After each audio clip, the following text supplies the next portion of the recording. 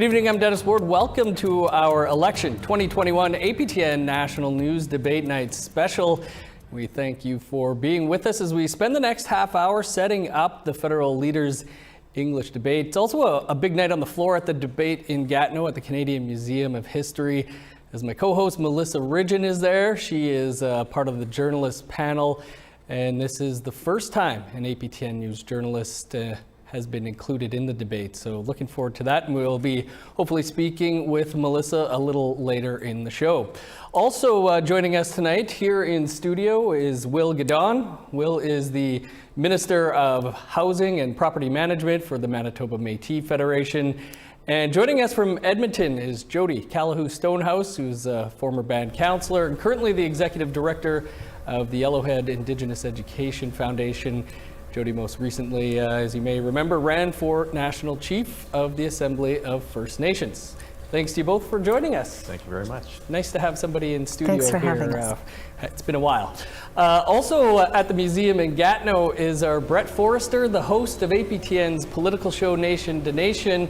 Brett, can you help set the scene for us there? Yeah, the stage is set for one final head-to-head showdown here at the Canadian Museum of History in Gatineau, Quebec on traditional unceded Algonquin territory.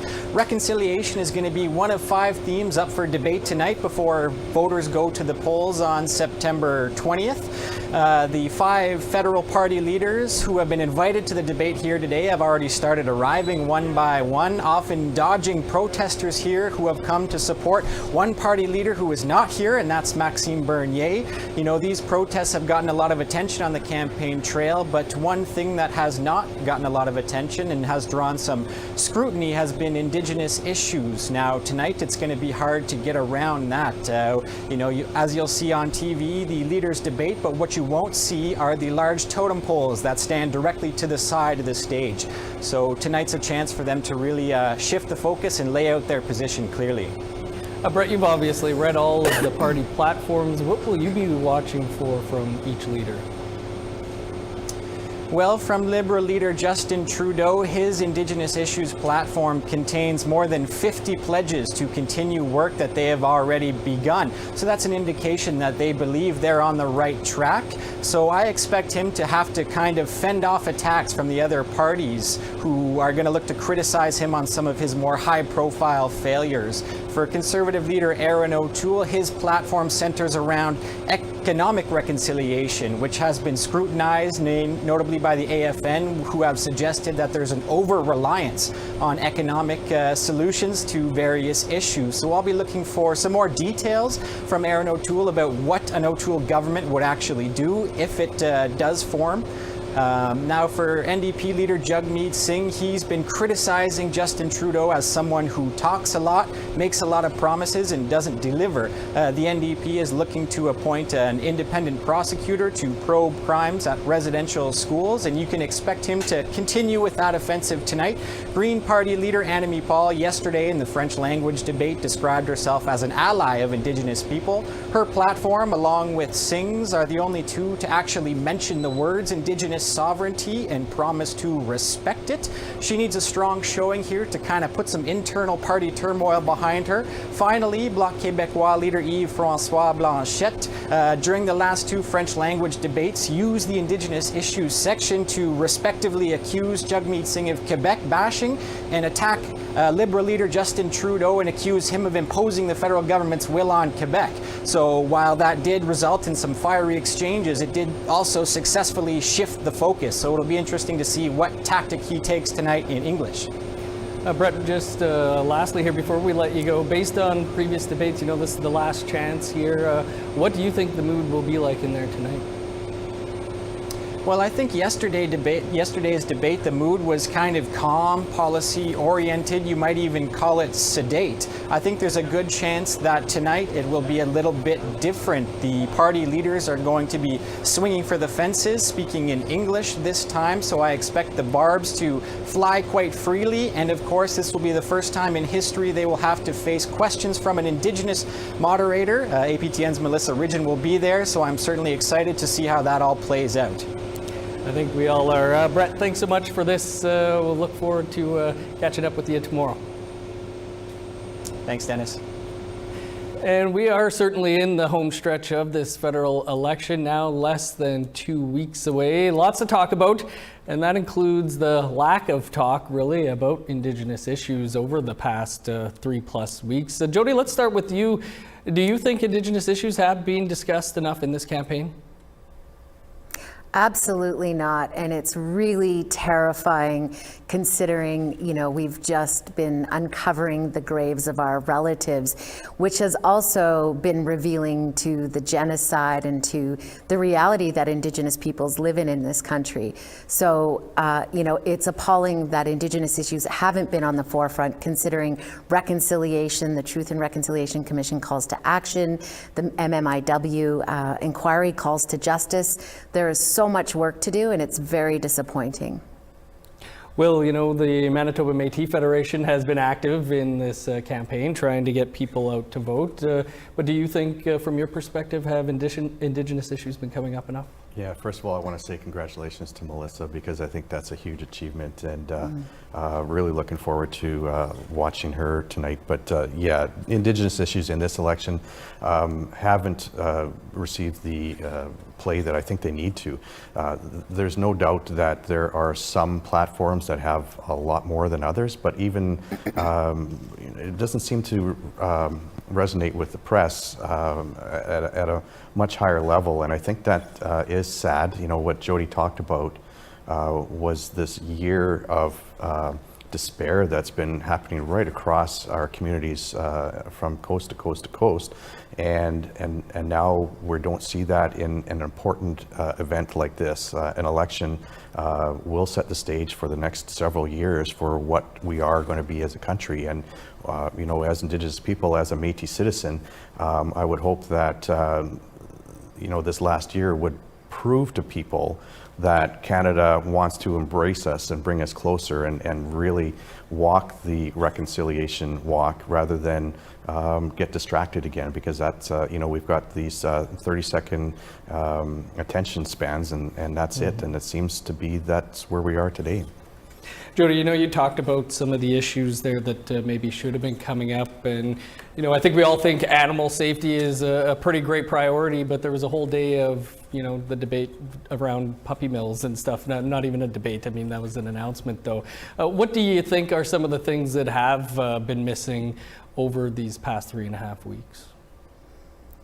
Well, for starters, let's talk about the disparity in education. Let's talk about the children and child and welfare. The current government has said that they wanted to do things differently. However, we see the highest record of our children ever in care still in the state's care. We have so much work to do around bringing our families together. There's talk around economic reconciliation. How are we going to implement UNDRIP? The NDP has talked about recognizing our sovereignty. Is that within the Canadian state regime and provincial regimes? We haven't heard what they intend to do differently. And every party represents the colonial state. They're all just different colors.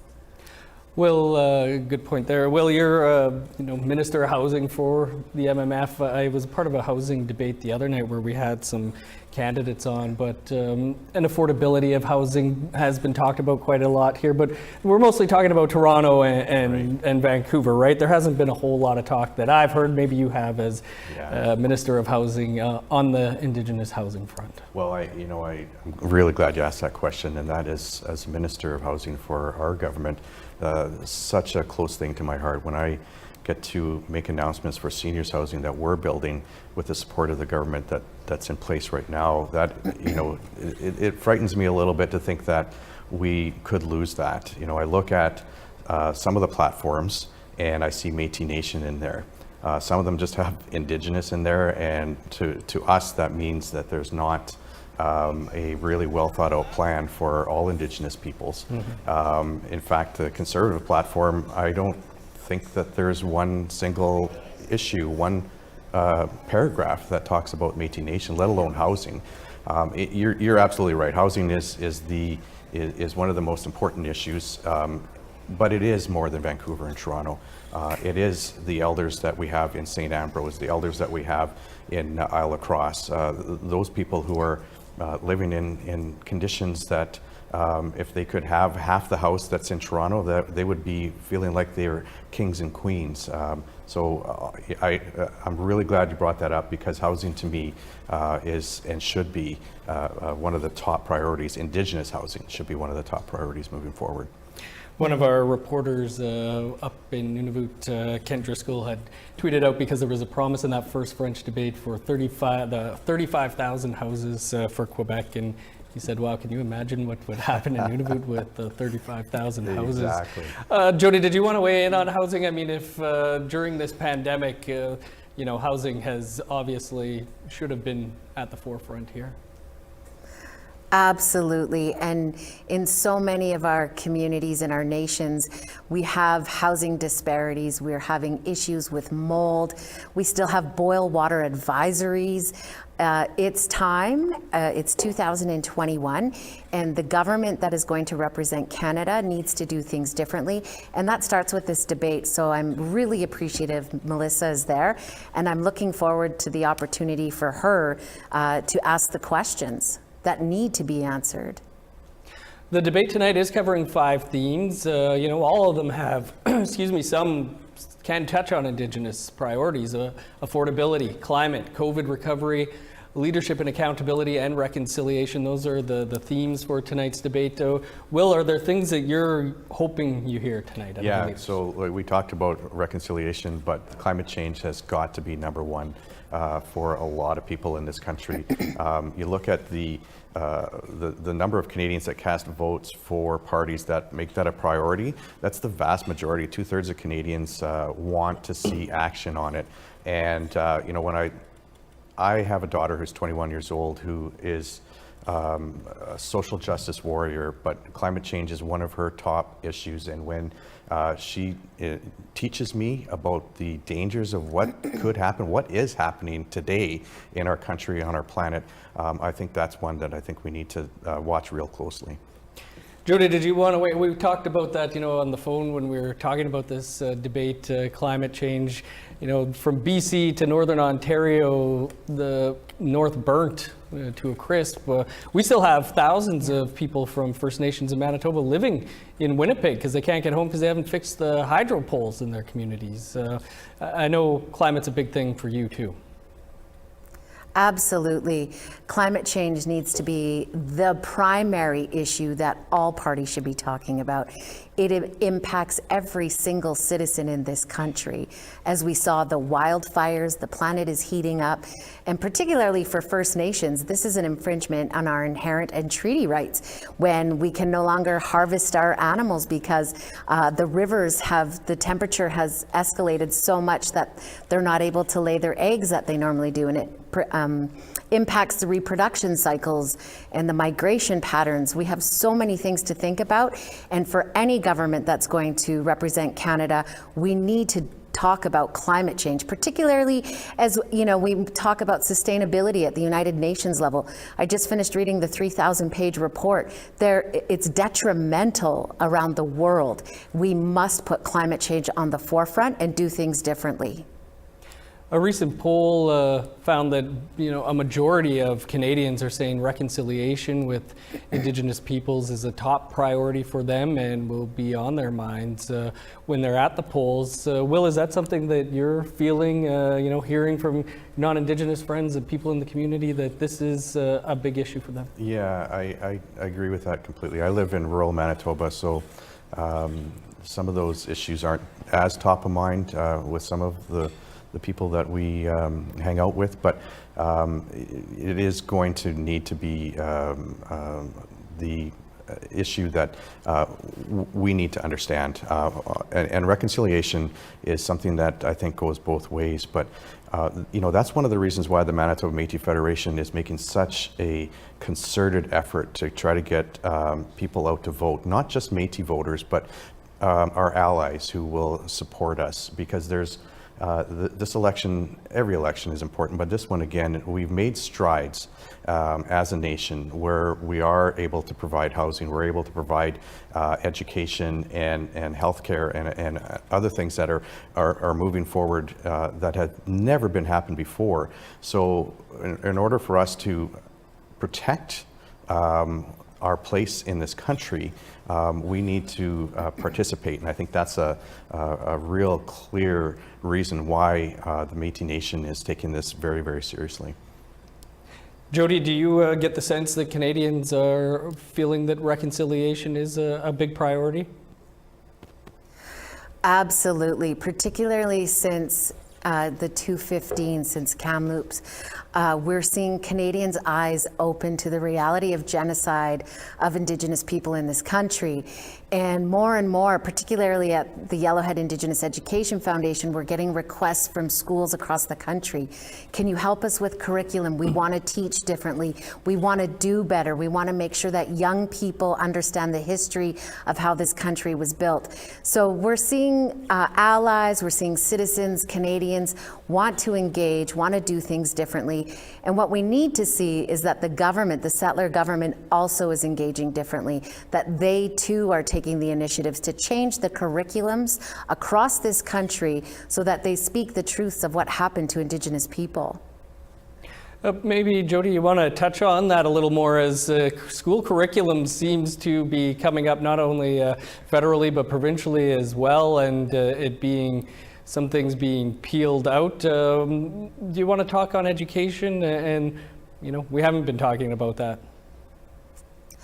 Education is critical. Why do we have a disparity amongst First Nations children and non-Indigenous children across this country, whether it be graduation rates and or access to 30-1, let's say, versus 30-4 English? Just accessibility to typical classes so that children and young adults can go on to post-secondary, and it creates this huge disparity. And it's 2021, so if this has been going on all along, Indigenous, First Nations, Métis and Inuit children and students have had to work twice as hard, 3 times as hard to get into post-secondary institutions. And so that's one of the ways. The second piece around education is the elementary curriculum that gets delivered to children across this country. Children need to know about the Indian residential schools. The province of Alberta recently pulled all of their Indigenous criteria and changed it, and it was horrific. And the Confederacy of Treaty 6 chiefs were appalled. They wrote about this, and it's misleading Canadians when we don't tell the truth. And how can we reconcile if we don't know the truth, if we don't know each other? And so that truth telling is imperative for our young people and for everyone in this country. Will, I know one of the priorities for the MMF that was set out was funding for post-secondary education. I know I was drowning in loans for a long time, a decade or more after finishing school. Another thing we haven't really heard much about, but you put these priorities, those 15 priorities, to all the parties, education for post-secondary being one of them. How important is that? And did you get any answers back on these requests? Yeah, we got answers back from I think 3 of the parties. One just sent us the platform that was talking about their Indigenous issues, which only talked about First Nations issues, which I think you'll understand that's probably the Conservative Party. But education is one of those touchstones for, I think, all Indigenous people, but for the Métis Nation. One of the things that when we joined Canada in 1870 through the Manitoba Act, we were promised a head start, that we would be able to keep our land, we'd be able to keep our farms, we'd be able to provide for our families, and obviously that didn't happen. We were chased off our land. There was murders, rapes, the Reign of Terror happened after that, and we were pushed further and further away from where our homeland is.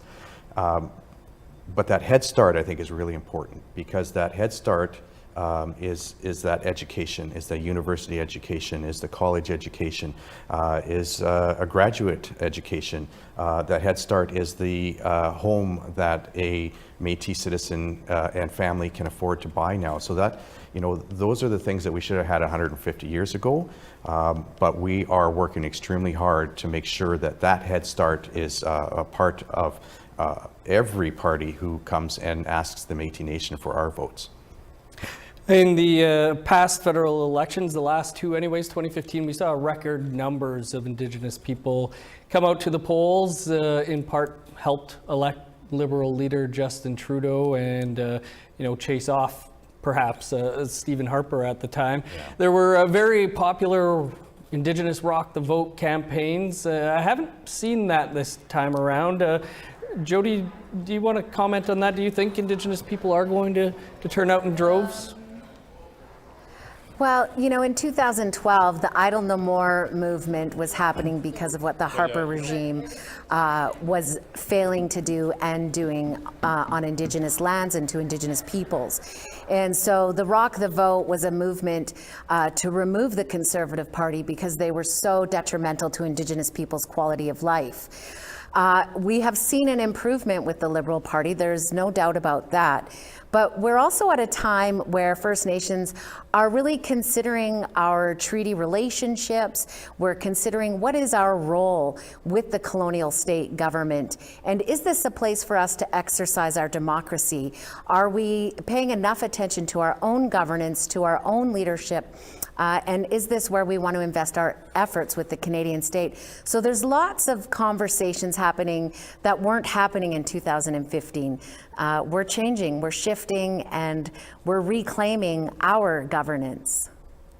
Will, I know the Manitoba Métis Federation, like we said, you've even got a campaign going on where I think if you take a picture after you voted and tag the MMF, you'd be entered into a draw to win even a car.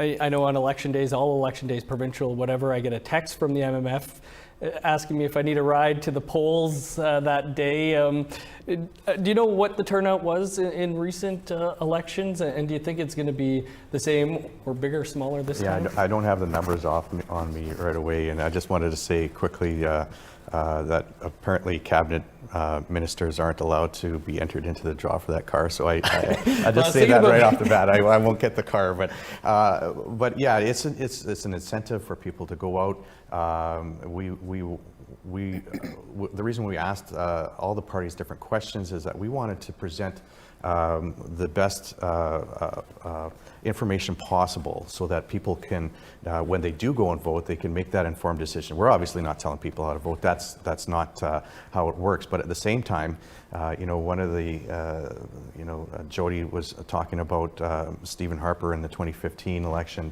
and I just wanted to reflect on something that he had said, maybe not during the election, but just before it, where he said that it wasn't missing and murdered Indigenous women and girls was not a priority. And I sort of get the sense that no Indigenous issue was a priority for that government. And I am worried about going back there. You look at what Erin O'Toole has to say on guns, and I think there was at least 4 or 5 different positions that we've heard in the last couple of weeks. Same thing for some of the other issues that he's coming forward. And I'm against puppy mills too, but I'm not sure that should have been like the lead on a national candidate for prime minister to run on. But getting out the vote for the Métis Nation is really important. We have always said that we're not supporting any particular party. We're supporting the Métis Nation. And so whichever party comes forward and has a reasonable chance at forming government, then I think it's incumbent on us to support that party so that that party then supports the Métis Nation. At the end of the day, we need to be somewhat selfish in how we vote. Our motives to vote needs to be the betterment of our people, education for our kids, housing for our seniors, and healthcare, obviously for our elders as well. So all the issues that are important to us, we need to make sure that they know they're important to us. One thing I wanted to touch on that, Brett, when he was doing his hit there, huge protests outside of this debate right now. Not saying that's right or wrong, but we've seen a lot of anger play out in this election, and not just on social media, where sadly we've come to expect that, but we have at protests, at rallies, people throwing things. Even Maxime Bernier was egged. What do you think's fueling some of this, Jody? Well, certainly COVID-19 is fueling. Every person on Turtle Island is feeling burdened and sad, and so of course it's fueling the anger. The piece that's really upsetting to me is that, when Indigenous peoples protest, immediately it's gone to militarization and to incarceration of Indigenous peoples. And so for me, you can clearly see the systemic racism at play when non-Indigenous peoples protest and throw eggs. There isn't the policing as heavily, there isn't the incarceration rate, and the military isn't called in. And so for me, what's really evident is the work we need to do around race relations and protesting. Yeah, I remember covering a Stephen Harper event here in Winnipeg during the 2015 campaign, and there were 3 Indigenous guys heckling and cracking jokes outside, but they were kept on the other side of the street. They weren't even allowed anywhere near the leader, never mind, the buses, any of this stuff. Pretty crazy to see this time around. Will, what do you think's behind some of this anger? Yeah, I think that there's a shifting of the social fabric of this world as well. Social media is changing how people interact. It's easy to be mean to somebody that you can't even see their face or look in their eyes. And then you also have, I would definitely not put APTN in there, but you got some pseudo media outlets, and I think the Prime Minister talked about that last night a little bit, that fan the flames. And not only fan the flames, they're like chucking gasoline on it. You've got American news networks, I'll say that with air quotes, news networks that are doing the same thing. And we got some pretenders here in Canada who, I saw a interview on CNN, was it a day or two ago, with this young man who was talking about how he got indoctrinated by Rebel News, and he did things and told lies and spread misinformation that he knew was misinformation, but he was told to do that because more clicks means more money, and I think that there needs to be some sort of responsibility. I wouldn't even call them news organizations. They're just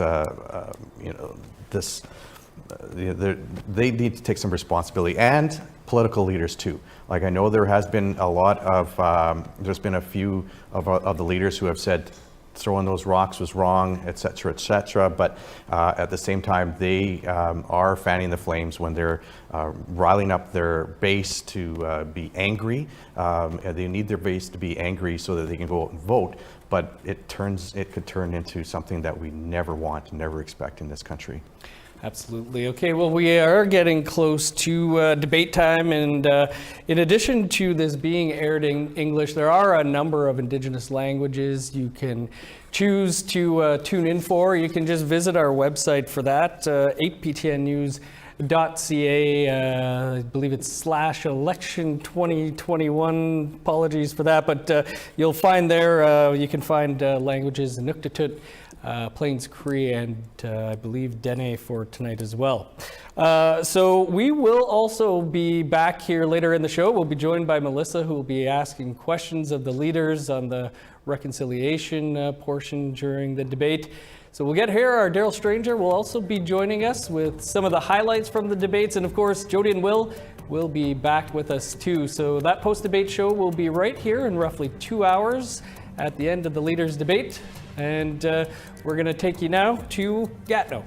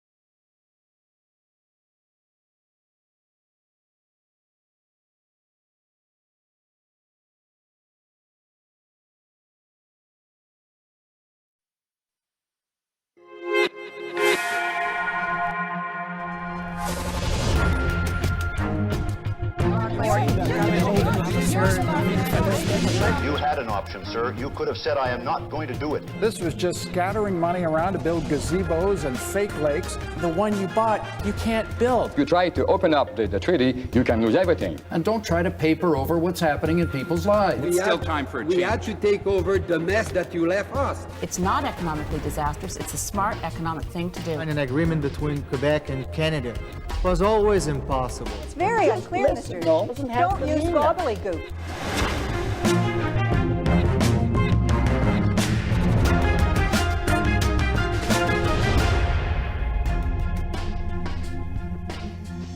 Live from Gatineau, Quebec, this is the 2021 Federal Leaders Debate. We're coming to you from the Grand Hall in the Canadian Museum of History on the traditional unceded territory of the Algonquin Anishinaabe people, a place for Canadians to reflect on the country's past. But tonight, we are looking ahead to the future.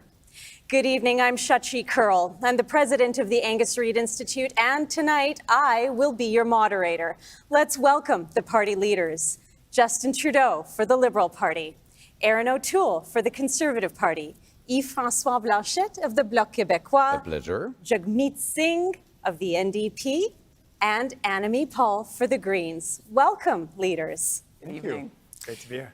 Tonight's event is being produced for the Leaders Debates Commission by a media partnership including APTN News, CBC News, CTV News, and Global News. The debate is also offered in 10 other languages, including Cree, Inuktitut, Dene, as well as described video and ASL.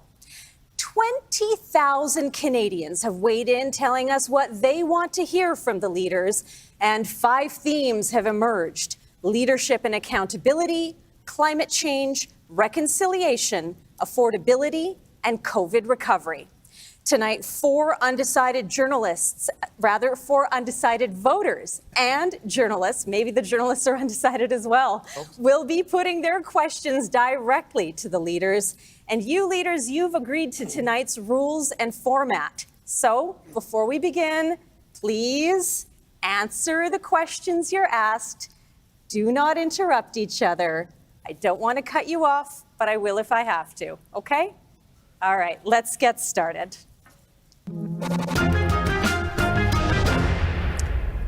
You will each get a different question, and you have 45 seconds to answer. You all have a countdown clock. The theme is leadership and accountability. Your speaking order has been determined by draw. And Mr. Singh, you are first. Hi, Mr. Singh. Hi there. Mr. Singh, you are popular and you inspire many Canadians, but your platform is full of big promises. And when it comes to how you'll pay for it all, there's not a lot of details. Given this, how can Canadians know that you are really ready to lead? I really appreciate the question, and I want to say good evening to everyone tuning in. There is a serious question that people are asking themselves in this election. They're wondering who's going to pay the price of this pandemic and the recovery. And we do have bold plans about how we can invest in people. But we are the only party with a credible plan that will not put the burden on people, that will not cut the help that they need, unlike Mr. Trudeau and Mr. O'Toole, who voted against making the ultra-rich pay their fair share. We believe that billionaires should pay their fair share. We should end the loopholes and the offshore tax havens that mean billions of dollars are lost, that we are not able to invest in people. We want to put the burden on those that are at the very, very top so we can invest in the solutions that people need, tackling the climate crisis, investing in housing. All right, thank you, Mr. Singh. Next to you, Mr. Trudeau. Because you wanted a new mandate, you plunged the country into an election even as the pandemic spurs thousands of new cases. But over the last 18 months, opposition parties have largely stood with you, putting the nation above politics. Why aren't you doing the same? How can you justify an election at this time? Thank you, Ms. Curl. I think, first of all, I want to thank Canadians for being here tonight and making an important choice, and also, quite frankly, for everything you've done over the past number of months to help get ourselves and our neighbours through this. Tonight, over the next couple of hours, you're going to hear some very, very different and very strong ideas that are radically different about how we're going to move forward through this pandemic to end it, how we're going to build back better. Those decisions are going to be taken by your government now, in the coming weeks, this fall, not a year from now, not 2 years from now. Could it not have waited a few months, Mr. Trudeau? I know you want to go harder and faster on vaccinations. I know you want to go harder and faster on climate change, and you get to choose exactly that in this election. All right, that's time. Thank you. Mr. Blanchet, to you. You deny that Quebec has problems with racism, yet you defend legislation such as Bills 96 and 21, which marginalize religious minorities, Anglophones, and Allophones. Quebec is recognized as a distinct society, but for those outside the province, please help them understand why your party also supports these discriminatory laws. The question seems to imply the answer you want. Those laws are not about discrimination. They are about the values of Quebec. And yet religious minorities, sir, cannot progress if they wear their religious gear. Quebec is not recognized as a distinct society. It's been recognized as a nation on June 16th by the Parliament. 281 votes said that Quebec is a nation, and everybody here seems to agree with that. No more distinct society, which never had any meaning anyway. Meaning, not meeting. So, again, why the discriminatory laws and your support for it, sir? You may repeat as many times as you want that those are discriminatory laws. We are saying that those are legitimate laws that apply on Quebec territory, and there seems to be people around here who will share this point of view, which is a gain by itself for Quebec. All right. Thank you, Mr. Blanchet. Ms. Paul, to you. For millions of voters, this is the climate change election. But at this critical time, you've been bogged down in internal strife. If your own party doesn't fully support you, how can Canadians trust you to lead through one of the most defining issues of our times? It's an excellent question, and it's an honor to be here tonight on the unceded territories of the Algonquin peoples. It has been a very difficult period, and do I wish that our party had been further ahead, particularly at this moment? Absolutely. Do I believe that we have wonderful candidates running all over the country that you should consider voting for? Absolutely. Being who I am and in this position has been incredibly hard. Being here tonight was not an obvious thing. I've had to crawl over a lot of broken glass to get here. I'm proud to be here. I'm proud to be the first of my kind. And because I am the first of my kind, I know that I won't be the last. Thank you, Ms. Paul. And to you, Mr. O'Toole. Mr. O'Toole, you recommend vaccinations, but you won't make your candidates get them. You have a climate plan, but you won't dump a candidate that shares climate conspiracies. You're on record supporting the LGBTQ2 community, but you allowed half your MPs to vote against legislation protecting them. Tell me, how can voters trust that it's you and not your caucus that will be in charge of a conservative policy agenda? Well, thank you, Ms. Curl. I'm a new leader of the Conservative Party, and we have a plan to get the country back on its feet after a difficult 18 months in this crisis. I'm a pro-choice ally to the LGBTQ community. That comes from my service in the military, where I served alongside people from all backgrounds, all orientations, putting the country first. And our platform, including a detailed plan on climate change, is about making sure we secure the future.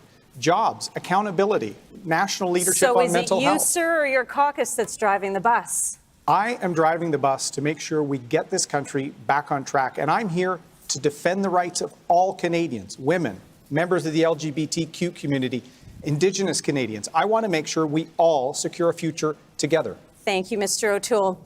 All right, leaders, thank you. It is now time for our first face-to-face debate. Mr. Trudeau, Ms. Paul, you're up. Starting with Mr. Trudeau, based on this question. You call yourself a feminist, but on your watch, sexual misconduct in Canada's armed forces continues to run rampant. Tell me, why are you allowing these unacceptable conditions to continue?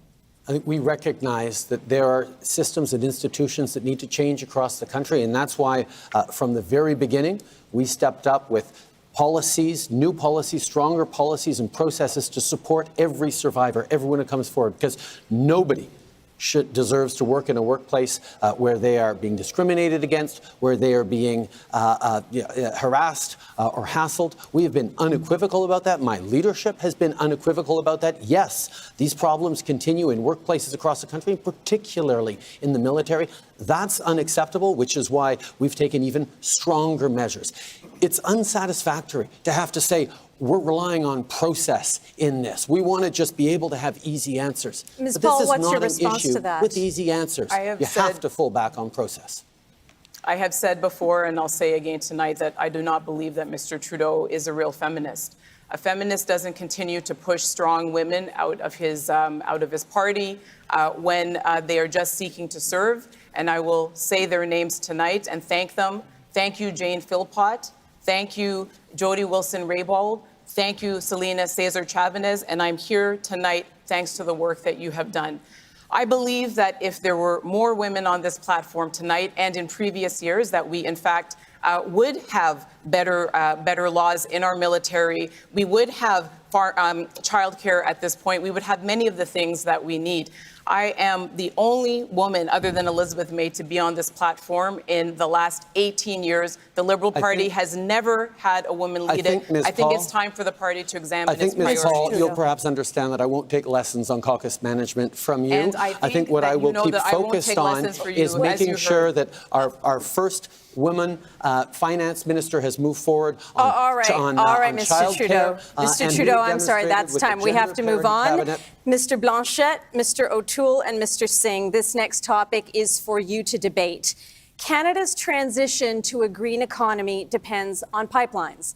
At a time when Ontario and Quebec face uncertain energy supply over Line 5, this country cannot extract nor distribute oil domestically. Our theme is leadership. Tell me, which one of you is best to lead on these complex issues?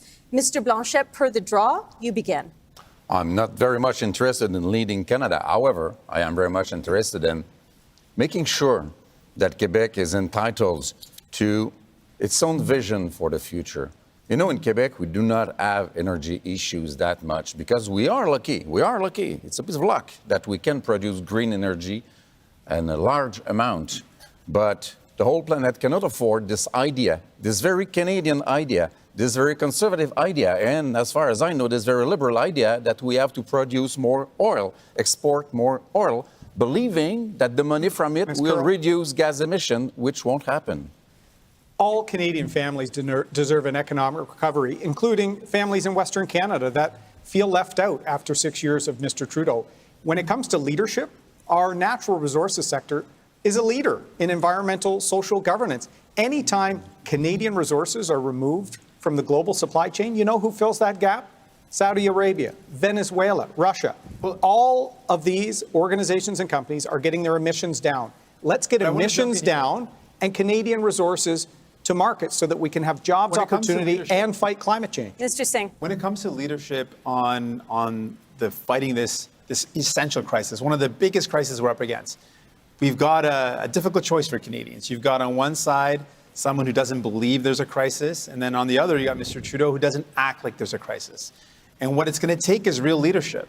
Because the solutions are there. We can invest in green energy, clean energy. We can invest in renewable energy. Doesn't give up on tens of thousands of workers across the country. We'll never give up on workers. We're workers that are working hard for their families, so we can get our resources to market. Okay, one at a time, gentlemen. Mr. O'Toole, then back to you, Mr. Singh. Mr. O'Toole, then Mr. Singh. I want to see Canadians get back to work in all sectors and in all regions. And I'm proud of what we produce in our country, whether it's our resources or the resources in the heads of our young people. But we need to get emissions down, Mr. O'Toole, and get our energy to market. These workers need a plan that's going to create jobs for the future. And that's a responsibility of government. We've seen 6 years of Mr. Trudeau, and workers can't afford another 4 years. What we need to do is invest in a diversified economy, clean energy. We need to electrify transportation. We need to invest in retrofitting homes and buildings. We need to create good jobs for workers now. But we need an economic recovery in all sectors that have failed workers. Last word to you, Mr. Blanchette. Last word to you, sir. Leadership is not only saying the words, it's proposing solutions, admitting a problem, which they're not doing. All right, thank you. My next question is for all of you. We've had some encouraging news out of Kabul overnight with the escape of 43 Canadians. That said, thousands of people who helped Canada during Canada's mission in Afghanistan have been left behind in their hour of need, and it is unknown if we will ever get them all out. To each of you, what would you have done differently? Mr. O'Toole, per the draw, you begin. Canada should never leave behind people that are at risk because they helped us. When Afghanistan was falling, there were 1,200 Canadians and hundreds more translators and others waiting for help from Canada. What did Mr. Trudeau do? You called an election, sir. You put your own political interests ahead of the well-being of thousands of people. Leadership is about putting others first, not yourself. Mr. Trudeau, you should not have called this election. You should have gotten the job done in Afghanistan. Mr. O'Toole, hold on. This is not open debate, leaders. This is a situation where we're asking a question to each of you. No problem, Mr. Trudeau. I'm trying to keep track myself. I would like him, Ms. Curl, because he called an election in the fourth wave of a pandemic with fires in British Columbia and with unfinished business in Afghanistan, All Mr. right, Trudeau. Thank you, Mr. O'Toole. I'm going to give the opportunity next per the draw to Mr. Singh. You guys will have tons of time to debate, so hang tight. Mr. Singh. Sadly, what's happened in Afghanistan is a tragedy that was something we knew about. We knew about the withdrawal date. We knew from President Biden what that date would be. And sadly, I agree with Mr. O'Toole on this one point that it was a bad decision to call an election while this crisis was going on, particularly because we've got allies on the ground that put their lives at risk to support our Canadian forces who are now looking at peril for their lives and may never get out of Afghanistan. We know the impact on women and girls in Afghanistan. It's heartbreaking, and it could have been avoided. Veterans had told Mr. Trudeau and his government for a long time that the current approach was not working. Those calls were not heeded, and as a result, we're in this really horrible situation. Thank you, it could have Mr. been avoided. Singh. Thank you, Mr. Singh. Mr. Blanchet. First, good news. I seem to understand from what I read a few hours ago that Kabul airport is now being open for some people to get out of the country, which is very good news. This should have been worked a long, long time ago. I agree with Mr. O'Toole that Mr. Trudeau should have put those people's interest before his own. However, the problem is that Canada has failed many times to create some strong partnerships with other countries in order to be stronger facing a situation like Afghanistan now, because by itself, we must admit, Canada is not a world power. Thank you, Mr. Blanchet. Mr. Trudeau, I invite you to respond now. Thank you, Ms. Curl. It's unfortunate to hear the leaders on this stage talking down the incredible work that our Canadian Armed Forces, that our diplomats, that our consular officials did from the beginning of the summer to ensure that as of the very beginning of August, well before this election, we were getting flights out of Afghanistan. We got 3,700 people out of Afghanistan. And over the past weeks, we've been working with the Qataris, for example, on exactly that good news that we've seen of more people, more Canadians getting out of Afghanistan. We work closely with our allies because we know Canadians sacrificed in Afghanistan for a better future. We need to stand by the people who helped us, who helped themselves, and we will with even more people coming to Canada in the coming months. All right, Mr. Trudeau. Ms. Paul.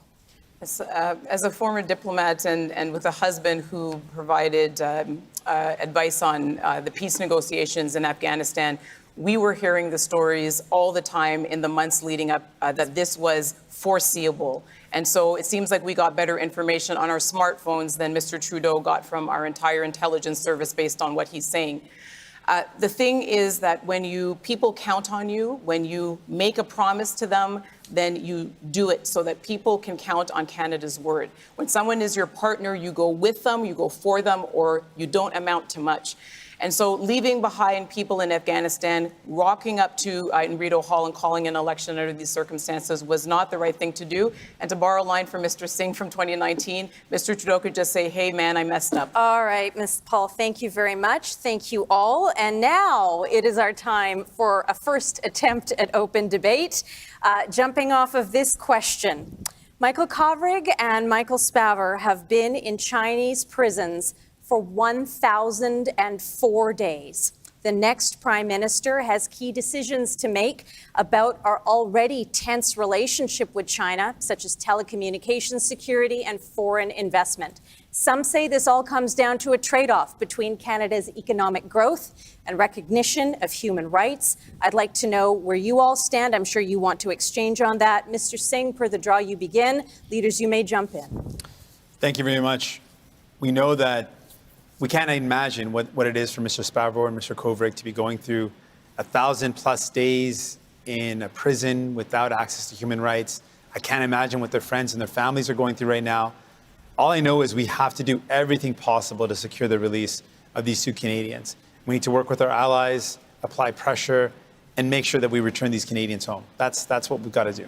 And that's exactly what we've been doing. Over the past 3 years, we have worked with international allies to put pressure on China in every single one of their meetings. We've worked closely with the United States. We at the G7 a few weeks ago worked with the international community to make sure we're moving forward on challenging China where necessary in human rights, competing with them economically where we need to, and holding them to account on the rule of law as a global community. And Canada's voice has been very strong on that.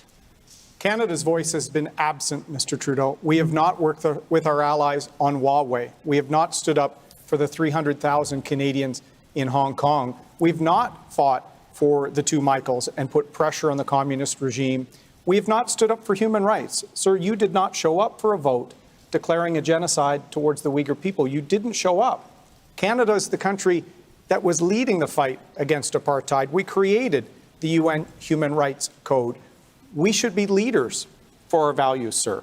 And you've let the Michaels down, and we have to get serious with China. If you want to let the Michaels and get the Michaels home, you do not simply lob tomatoes across the Pacific. That is what Mr. Harper tried for a number of years and didn't get anywhere. You need to engage in a sophisticated way with our allies every step of the way. You have to take the same position on Huawei, and that's exactly on steel, what we have done every step of the time. On cyber security, Mr. Trudeau. We are out of step, and our allies are wondering where Canada's gone. You started as Prime Minister saying you admired China. If I could... I'm coming to you, Ms. Paul. Just a second. I want to get to Mr. Singh and then to you, Ms. Paul. I appreciate, thank you very much, the opportunity. I want to also we're talking about leadership and accountability. And in this pandemic, one of the moments I think of leadership that has been a failure is the fact that when we talk about leadership, it means finding solutions. And in our long-term care homes here in Canada, we saw the worst conditions in the for-profit. Mr. Singh, we're going to have time to chat with that later. The topic is China, human rights and economic growth. To you, Ms. Paul.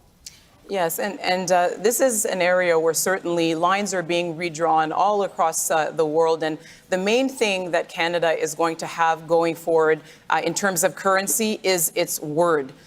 When we make a promise, we have to keep those promises. That's how, when we need help, we get it. You know, my mom grew up on a farm in a small community, and she learned very young and taught us that you have to give your word to your neighbors, and they have to be able to count on it so that when you need help, they're there for you.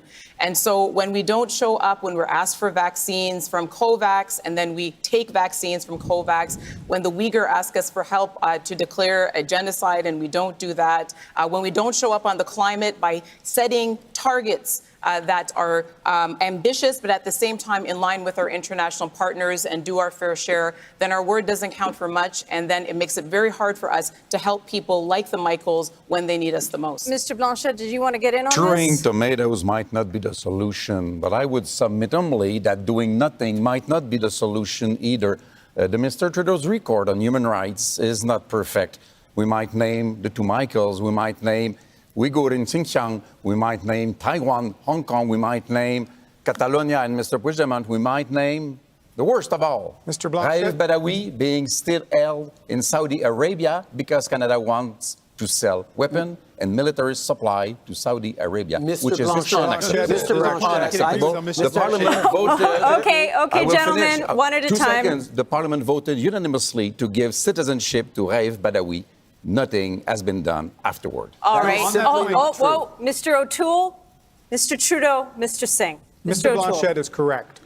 Canada is needed back on the world stage. We may be smaller than China with respect to population and economy, but we are a giant when it comes to our commitments to human rights, to dignity, and to the rule of law. And we have to start working with our allies to take a more serious approach for human rights standing up for our workers on fair trade, and making sure that our voice is a principled one on the world stage again. The problem with Mr. O'Toole and his principles is he says all the right-sounding things, and he's working on reassuring everyone that he's right there as a strong leader. But he can't convince his candidates to get vaccinated. He can't convince his MPs to All right, follow let's keep the theme. Mr. Singh, you wanted to get in. I'm giving the last word. I'm giving the last word to Mr. Singh. Mr. Trudeau, please. To you, Mr. Singh. Leadership means standing up. It means standing up for the Uyghur in China. It means standing up to defend people around the world. It also means showing leadership when it comes to fighting the climate crisis. We've got the worst record under Mr. Trudeau in the G7. So that's not leadership, certainly not. All right, thank you very much. Thank you, leaders. We are now moving on to our next theme, which is climate change.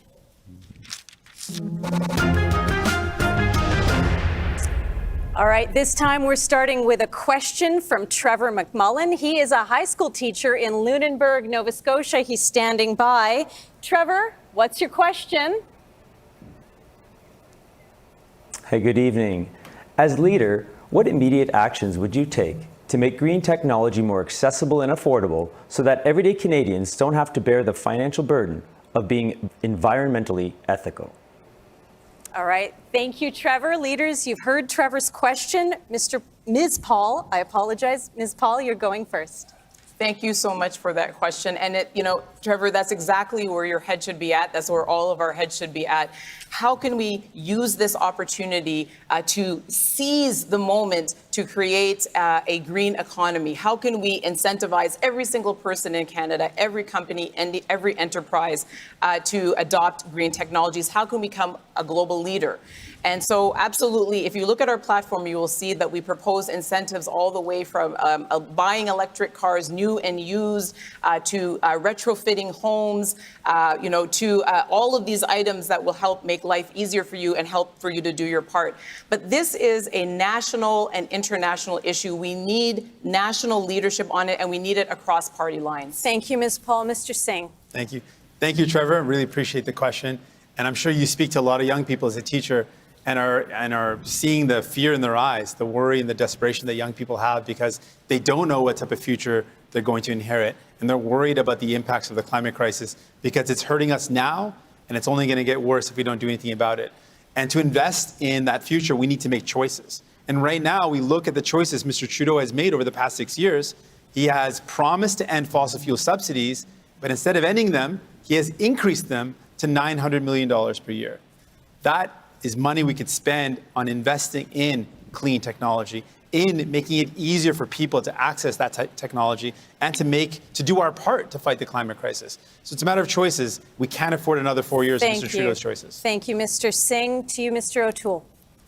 Thank you for the question, Trevor. I was raised by two strong women who were teachers, and they told me to be straight up. This is an area where the Conservatives, we had to win back some trust. We hadn't met the expectations of Canadians on climate change. It's an important issue for me as a father of a high schooler, and we talk about it all the time. That's why in April, long before the election, I put out a substantial package pricing carbon to meet our Paris targets. And what's interesting, our low carbon savings account will allow people to actually make green choices to lower their carbon footprint. This approach is innovative because it would allow all Canadians to know what their carbon footprint is and make those innovative investments to lower it. I think we all have a role to play, and our plan is detailed and we'll deliver on it. Mr. Blanchet. Thank you to be with us, sir. I hope you appreciate a little bit blunt answers. First, you put a ceiling on any production of oil and gas. You take all the money that the federal government is placing into that industry, even more by the Liberals than the Conservatives before, and you put that into green energy. And you take the money for Trans Mountain and you give it to Alberta for Alberta to initiate its own transition toward a greener economy. This is the way to do things, because if we don't do that and keep dreaming about reducing gas emission while increasing production, we will never get there. Thank you, Mr. Blanchet. Mr. Trudeau. Thank you, Trevor, for your question. And from one teacher to another, I know that you need to ground your decisions and what you share with your students in science. And all these leaders on here have various claims about what their climate change plan is going to do.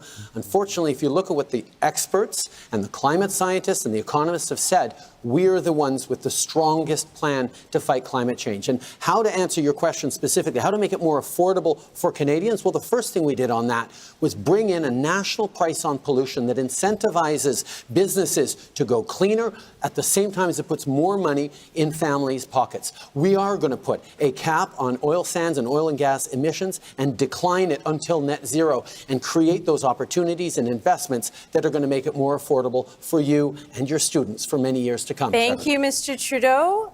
Thank you, Trevor. Have a good evening. I'm turning it back to the leaders. It is time for more debate. The draw has Mr. Trudeau and Mr. O'Toole facing off. Your topic is climate change. Even today, 1 in 4 Canadians don't believe that climate change is caused by human activity. How can we achieve real progress when so many people are still debating the fundamentals? Mr. O'Toole, you begin. Climate change is a real threat, not only to Canada and to the world. That's why we have to take a serious plan to tackle it. That's why, as I said, we put our plan out in April, because we had to restore some trust on this issue to make sure we can show Canadians we can get emissions down and get the economy working again. That is key. We have a plan to meet our Paris targets, but minimize the impact on jobs and investment. We're also going to make major investments in electric vehicles, in the hydrogen economy, small modular reactors. There is so much we can do to get our emissions down, but grow a strong economy, because without a strong economy, we can't tackle climate change. We can't tackle the issues of today. The reality that Mr. O'Toole has never understood is you can't have a strong economy unless you tackle climate change. And you ask about how we're going to convince the quarter of Canadians who still don't think climate change is real. Well, Mr. O'Toole can't even convince his party that climate change is real, because they voted against that. And that's perhaps why his plan is so weak. His plan is to go back to the Harper targets, to the Harper approach on fighting climate change, which doesn't work. His costed platform, which he just put out last night, cuts $2 billion from climate investments and from things. And for our friends in BC, you have never made a target, has proposed to restore let him respond, the Mr. Trudeau. Pipeline Mr. Trudeau, let Mr. O'Toole respond to you, Mr. O'Toole. Thank you, Ms. Curl. The tanker ban. Mr. Trudeau always forgets one fact. He has never made a target for climate change. He has great ambition. That's part of the reason we're in an election in a pandemic, is his ambition. He doesn't have achievement. Well, he never meets his targets. So we have a plan that we will meet the targets and get our country back to work. Except for the fact that right now we are on track. Gentlemen, we have to wrap this segment. All right, we are moving on. We are moving on, leaders. Next up is Mr. Singh, Mr. Blanchette, and Ms. Paul. I'd like each of you to describe how you'll implement a national approach that best recognizes the significant regional differences involved in fighting climate change. You begin, Mr. Singh. You may jump in one at a time, please. Of course. Well, here's the thing. We just heard Mr. O'Toole and Mr. Trudeau argue about who's worse. And honestly, it's a tough question to answer. Let me tell you, you're not stuck with these two. Better is possible. We can invest in a clean economy. We can end fossil fuel subsidies. We can make sure we're creating clean transportation, and we can invest in provinces and territories to make sure they have the resources necessary to fight the climate crisis. I'm hopeful. I'm optimistic. I'm going to be a dad soon, and I want to make sure my child grows up into a future that has the same opportunities that I had, that has clean air, clean water, a clean place to live. I want to make sure that that's as far as I understand it, it is not a national or even less a regional issue. It is a planetary issue. And it has to be tackled by everybody at once. But I would be glad to give some of my precious time to Mr. O'Toole, because a week ago, a little more than that, he said in French that he did not want anymore to have a pipeline to go through Quebec. That was quite a statement. He said that in French, no more pipeline through Quebec. I want to hear that in English tonight. Please, please. Well, Mr. Hold on. This segment is quite frankly, this we're not going to let that happen. This on the climate, this sort of approach is going to get us nowhere, and I mean but nowhere. It is, and the question was an excellent one. This is a global issue. This is a national issue. This is a nonpartisan issue, and we have got to be able to come together across party lines. I said that I was available for a debate just on the climate because it's that important, but we've invited many times all of the parties to join us in a joint cabinet, a cross-party cabinet, to deal with this the way that we dealt with the pandemic, together. People were so inspired to see these leaders come together in the early days of the pandemic. We have got to bring that same approach here. Let's come together because that's what's needed. Thank you very much. I absolutely agree. We do need to come together. I can lay out what we shouldn't do and what we need to do. What we shouldn't do is what Mr. Trudeau did. Set targets and miss them. We shouldn't promise to end fossil fuel subsidies and then increase them. We shouldn't put a price on pollution and then exempt the biggest polluters. What we need to do is end those fossil fuel subsidies, invest in provinces and territories with infrastructure that's going to help us with the fight greatest of respect climate to crisis. Greatest of respect to Mr. Hold on, Mr. Singh. With the greatest of respect to let Ms. Paul respond. With the greatest of respect to Mr. Singh, we have been making this invitation for years, and it has never been accepted by the NDP or any other party. All right, we have to wrap this section now, leaders. It is time for me, with great pleasure, to welcome Mercedes Stephenson of Global News. She is joining us now, and she's going to be asking each of you a direct question on climate change. This round starts with Mr. Trudeau. Hi, Mercedes. Hi, thank you so much for having me. Hello, candidates. It's a pleasure to have the opportunity to ask you about a question that is on a lot of Canadians' minds, the question of climate change. Mr. Trudeau, starting with you. On your watch, Canada's greenhouse gas emissions have gone up every year since 2016, giving this country the worst emissions reduction record in the G7. According to the most recent data from your government, Canada's emissions in 2019 were just as high as they were 15 years ago. Environmentalists say that your performance is insufficient. If you're so serious about climate change, why are Canada's emissions still going up? We inherited a government from a conservatives that did not believe in the fight against climate change, and we had a lot of catching up to do. But what we were able to do in 6 years is bring a national price on pollution, ban single-use plastics, move forward in protecting more of our coasts and oceans and rivers than any government in history. And we are right now on track to exceeding those 2030 targets set at the beginning at Paris, down to 36%. And we've gone even further with that, with a concrete plan that the experts have said is the only one that can achieve a 40% reduction. Which they say you're unlikely to meet. That is what we're dealing with. Okay, Mr. Trudeau. Mr. Blanchet. Madame.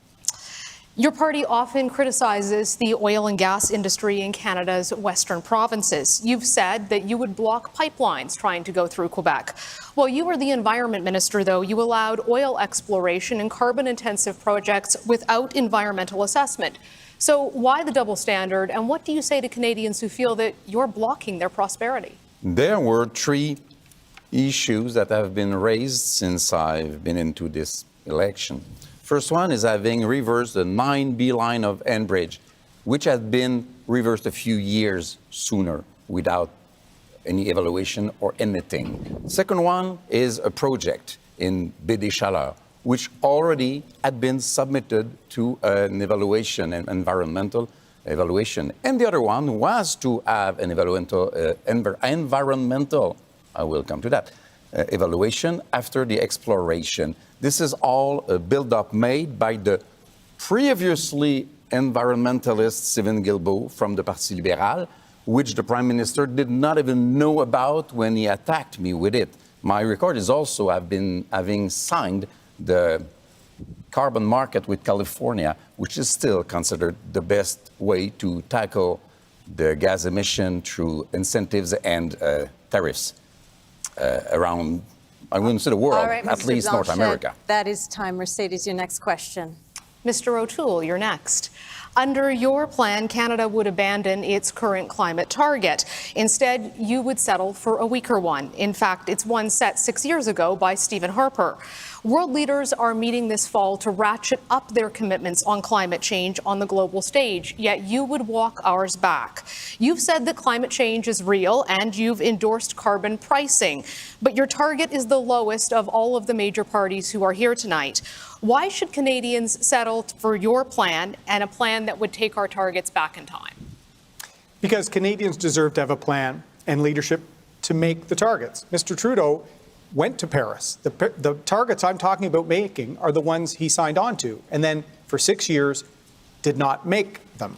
He likes to blame everyone else but himself for action. So what we did, because as I said, Mercedes, we have to build trust on this issue, we went out and worked with the top consultancy in the country to come up with a plan to price carbon, to get our emissions down to meet Paris, but to also get people back to work. After COVID-19, with $500 billion worth of debt put on by Mr. Trudeau, with a cost of living crisis, we also need to have a strong economy to get our emissions down. We will make our emission targets, and I think it's important for Canada to have a plan to meet what it signs on to internationally. Ms. Paul of the Green Party, obviously environment a big focus in your plan, calls for a 60% reduction in Canada's emissions by the year 2030.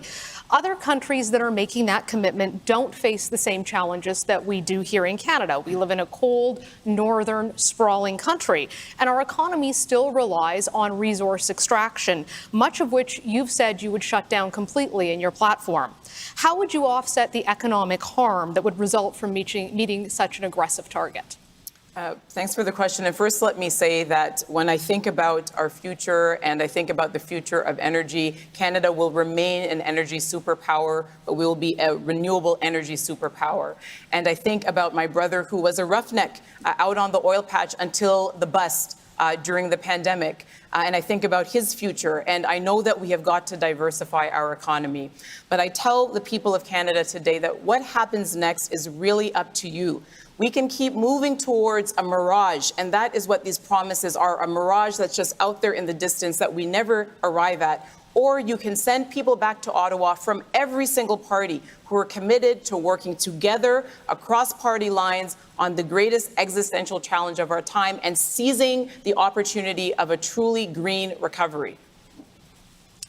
Mr. Singh, you accuse the Trudeau government of being all talk and no action when it comes to climate change, and yet you won't even give Canadians a straight answer on whether or not you would cancel the Trans Mountain Pipeline expansion. You've had years as NDP leader to develop a climate plan. Your platform has lots of big ideas and big targets, but almost no details on how you would get there. Don't you owe Canadians a clear answer on your climate roadmap, and will you provide one tonight? Absolutely, and I'm honored to do so. We've got a bold plan that's going to take a lot of courage, that requires lots of investment, because we know how serious this crisis is. And we know what we're up against. Unlike Mr. Trudeau, we're not going to blame previous governments. We know that in power, we have the power to make a change. And if we vote for the same things, we're going to get the same results. So I want Canadians to know you have a choice. We are committed to ending. Plan, sir? We'll lay some of it out. One of it is to end fossil fuel subsidies, use that to invest in clean energy. We would make sure we prioritize investing in electrified transportation. We would invest in retrofitting homes and buildings to reduce our emissions. There is so much that we can do. We are confident we can do it. But there is a cost if we continue down the same path of conservative or liberals who don't take this seriously. You have a choice. All right. Thank you. Now it is time for open debate. Mercedes is going to keep you leaders on theme. I'm going to keep you on time and make sure everyone has a chance to be heard. Ms. Paul, we're starting with you. Back to you, Mercedes. Thank you. Canadians want their government to fight climate change, but they also worry about the cost for their families. And we know there will be a cost to this. Why should Canadians trust your party to see us through this? There is a global green rush going on now to create the competitive green economy of the future.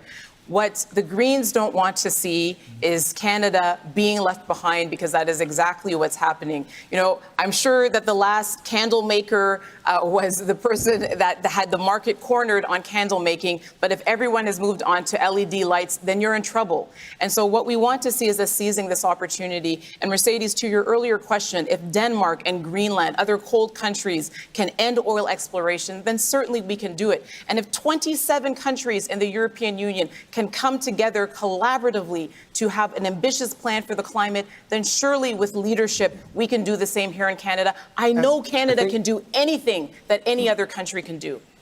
Absolutely. I As think we said absolutely earlier, can. If any type of energy is removed from the global market, Canadian energy, it's replaced by a bad actor country that doesn't have carbon reduction programs, it doesn't have human rights, it doesn't have engagement with Indigenous communities.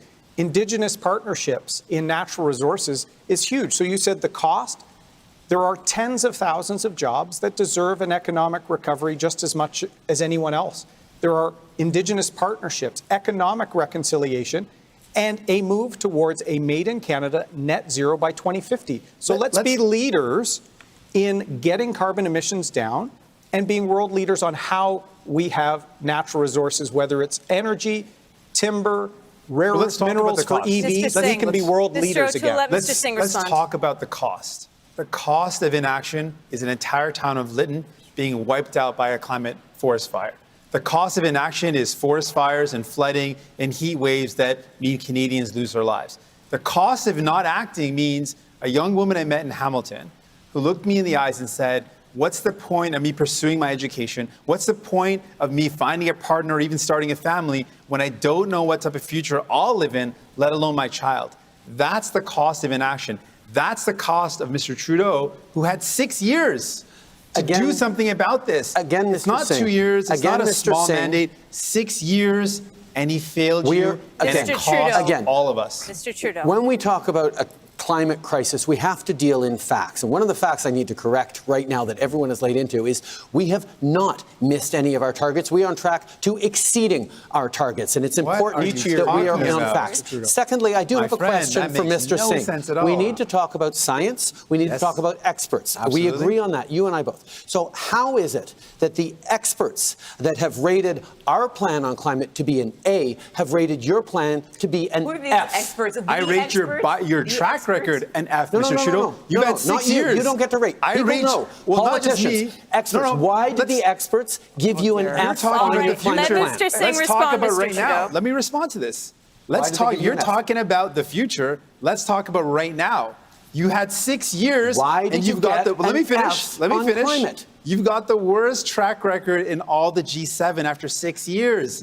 How can people trust you? Why didn't you put forward an ambitious plan? Mr. Singh, Mr. Trudeau, then Ms. Paul, then Mr. Blanchard. I don't accept that, first of all. I don't accept that at all. We've got a bold hold on, plan Ms. Paul. and a strong plan. Mr. Singh, thank you very much, Mr. Trudeau. You get heated about these things. He cannot No explain pun intended. why his plan is being panned by experts. Now, every politician up here says, we have the best plan. We actually have a record. And what Mercedes' question was, how do we make sure it's affordable? We brought in a price on pollution across the country that puts more money back in the pockets in the provinces where it had to be imposed because conservative politicians fought against it every step of the way. Ms. Paul, with the greatest of respect, I think the 5 PhDs in our shadow cabinet who put together our green recovery policy would disagree with you, with the experts. But I do want to say more generally that, again, this is getting us nowhere. We have got to be able to come together across party lines, not only to face the existential crisis that Mr. Singh described, but also to seize the greatest economic opportunity that Canada has seen within our lifetimes. We are being left behind. And if the United States can do it, if the European Union can do it, I know that we can do it. It's about a change in the culture. All right, thank you, Ms. Paul. Mr. Blanchette, did you want to get in? The clock shows in? that I'm quite behind everybody else, and I have 12 seconds left. Take some I will time, disagree sir. with the basic statement. There's possibility to create more wealth to absorb the cost of the changes that we need. We must stop opposing environment and creating wealth. It may go together well. This is the change that we have to do. Thank you, sir. Thank you, Mercedes. And now, leaders, we are moving on to our next theme, reconciliation.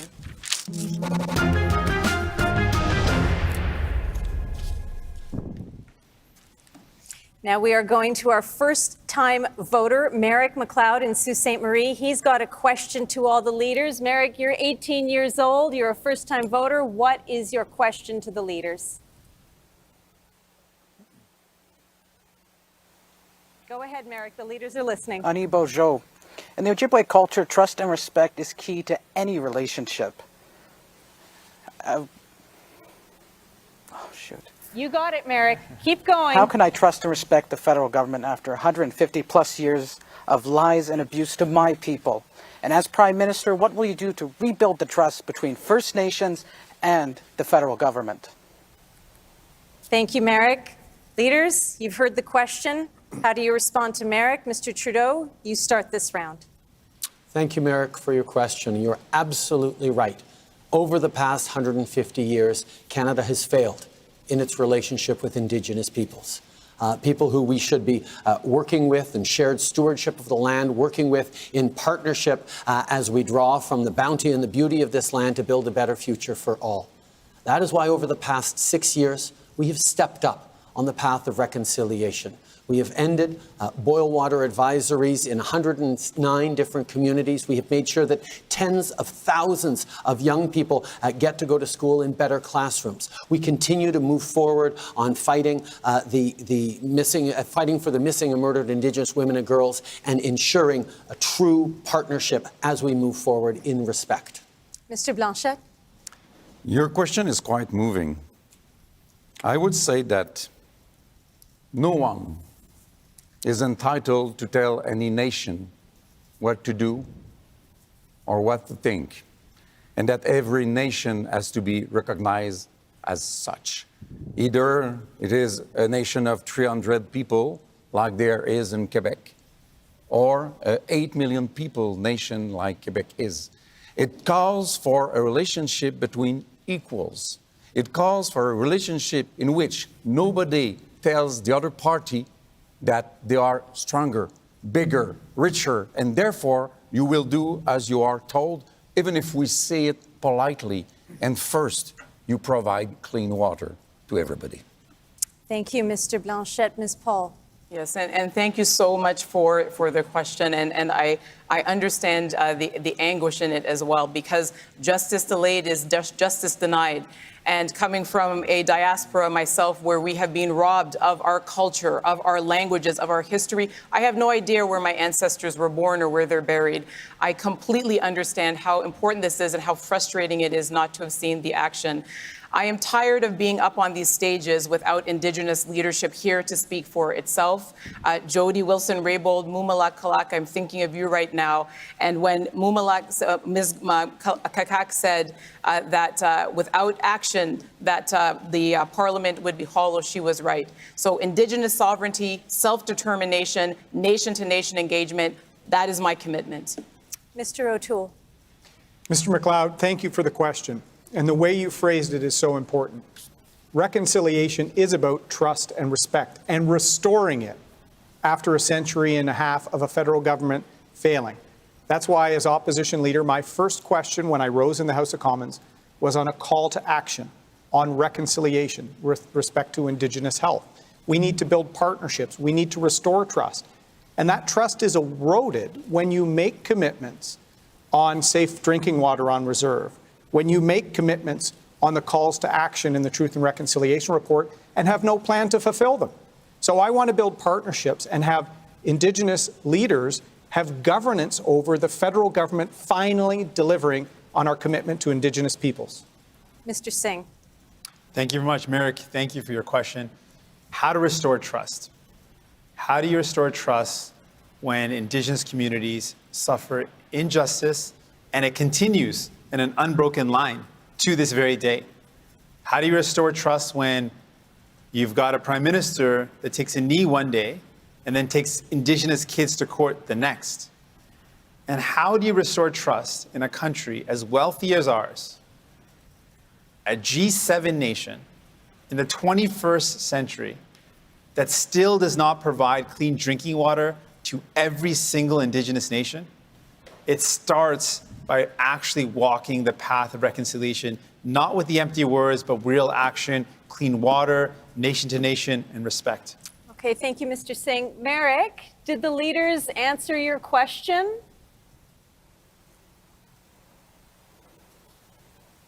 Yeah. All right, thank you very much. Miigwech. Miigwech. Messieurs Blanchette and O'Toole, it is your turn to debate now. You've promised more money to search for unmarked graves, but so much more needs to be done to achieve meaningful reconciliation. Mr. Blanchette, you begin. Tell me, how are you better positioned than Mr. O'Toole to restore justice? I am not better positioned than Mr. O'Toole because I believe that this is a relationship between nations. And, your presence a nation, I feel I represent another one, and we are discussing with a lot of other nations. But I will remind everybody that on the last day of the last session, we had a motion adopted unanimously by the Parliament, and this motion was precisely saying what we had been told to carry by the First Nation leaders, and we had it adopted. This might be the way to do it. Many times the Bloc Québécois said, even if we don't agree with everything, that we would share our seats and our voices in the Parliament with the First Nations in order to have them being heard by the whole country. After the tragic finding of graves in Kamloops, Cowessess, and other former residential school sites, we offered to work in a bipartisan fashion on calls to action 71 to 76. Those are related to former residential school sites. And we need to act faster. I know Mr. Trudeau cares a great deal about reconciliation. I know we all do. But this is an issue where we have to act. We can no longer say that we recognize the calls to action. We need a plan to achieve them. And what I'm proposing is a plan that builds partnerships, that builds governance, that has Indigenous leaders, incredible ones like Jody Wilson-Raybould, to allow us to actually hold ourselves to account. All parties, all future governments. This is the biggest scar in the history of Canada. And we have to tackle it not just with good intentions, but with a good plan to deliver for all Indigenous people. Mr. Blanchette, I must briefly. say that the Prime Minister has nominated Gouverneur Général, I don't know how to translate that, who speaks Inuktitut, which is great, but does not speak French. Still, he does not agree with the idea of recognizing First Nation languages as official languages in his country. All right, we will leave that segment there. Ms. Paul, Mr. Singh, Mr. Trudeau, you're up. Tell me, what is your plan to end the ongoing disproportionate violence against Indigenous women and girls? Ms. Paul. The first thing is to make space for Indigenous leadership because, we have done all these things and made all these promises. We know what needs to be done. The recommendations are there in the calls for justice and the missing and murdered Indigenous women and girls report, and yet we still don't have the action. And so, as I said before, it should be Jody up here answering that question. It should be Mumala Kakak up here answering that question. We need to make the space for Indigenous leadership to guide this process, and above all, we need to make this a priority. All that is left now is political will. But that is exactly what we have been doing, Ms. Paul. When we called the national inquiry into missing and murdered Indigenous women and girls after years of governments avoiding doing that, we ensured that we brought the truth forward. And then we worked with Indigenous leaders groups, Indigenous women's groups to co-develop the action plan that we are now fully funding so we can get justice for the victims, healing for the families, and put an end to this ongoing national tragedy. It will take a lot of work by all of us, but we are walking this road in partnership because we know it needs to be done and there is much more to do. But Mr. Trudeau, sadly, and I don't take any pleasure in this, the calls to justice are out there and you haven't acted on them. And I meant it when I said you can't take a knee one day if you're going to take Indigenous kids to court the next. That's not leadership. Mr. Singh, that's you not going to love make that things better. line about taking Indigenous kids to court. It's actually not true. We have committed to compensating those kids who went through that. Listen, and what's seriously, more you can't than say that, this is important, Mr. No, you Singh. can't say you're not taking them to court when you're taking them to court. When you talk there about are kids out there that are being fought by you in court. Leaders, I would actually remind you the question is about violence against Indigenous women and girls. Let me recenter you on that. I appreciate it because he can't continue to say that. That doesn't make any sense. And Ms. Curl, I will say again, I said this last night in the French debate, this is why we need more diversity in politics. This is why we need people to be, who are most directly impacted by issues, to be able to speak for themselves, because we are drifting off into things. We have only dedicated 2 minutes to talking about how we are going to bring true justice to Indigenous women in this country, if we can stick to the topic. Mr. Trudeau. Ms. Curl, on this topic, and it was brought up in the earlier one,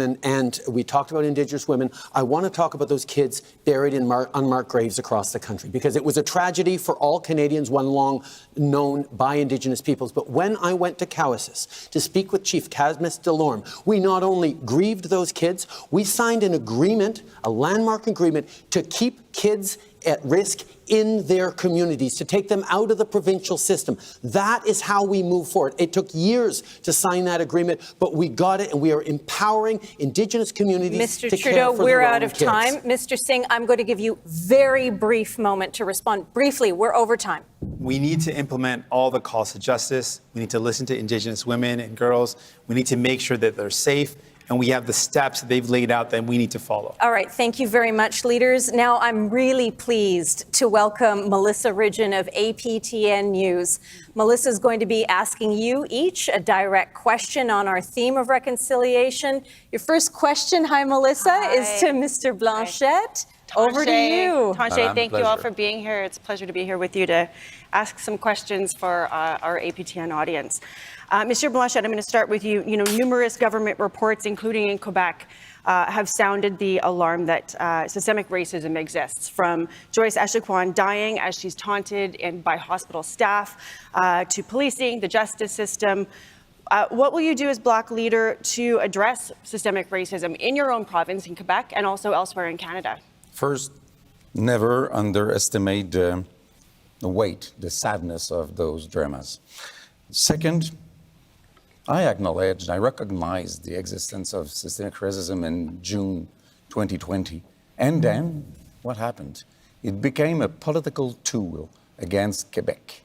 It became a tool to say Quebec is this and that and racist and xenophobic and all of that, instead of opening a discussion, trying to find solution, consulting experts, discussing with the First Nations themselves. It became this white society against this other one, white society. We build nothing, so the words became toxic.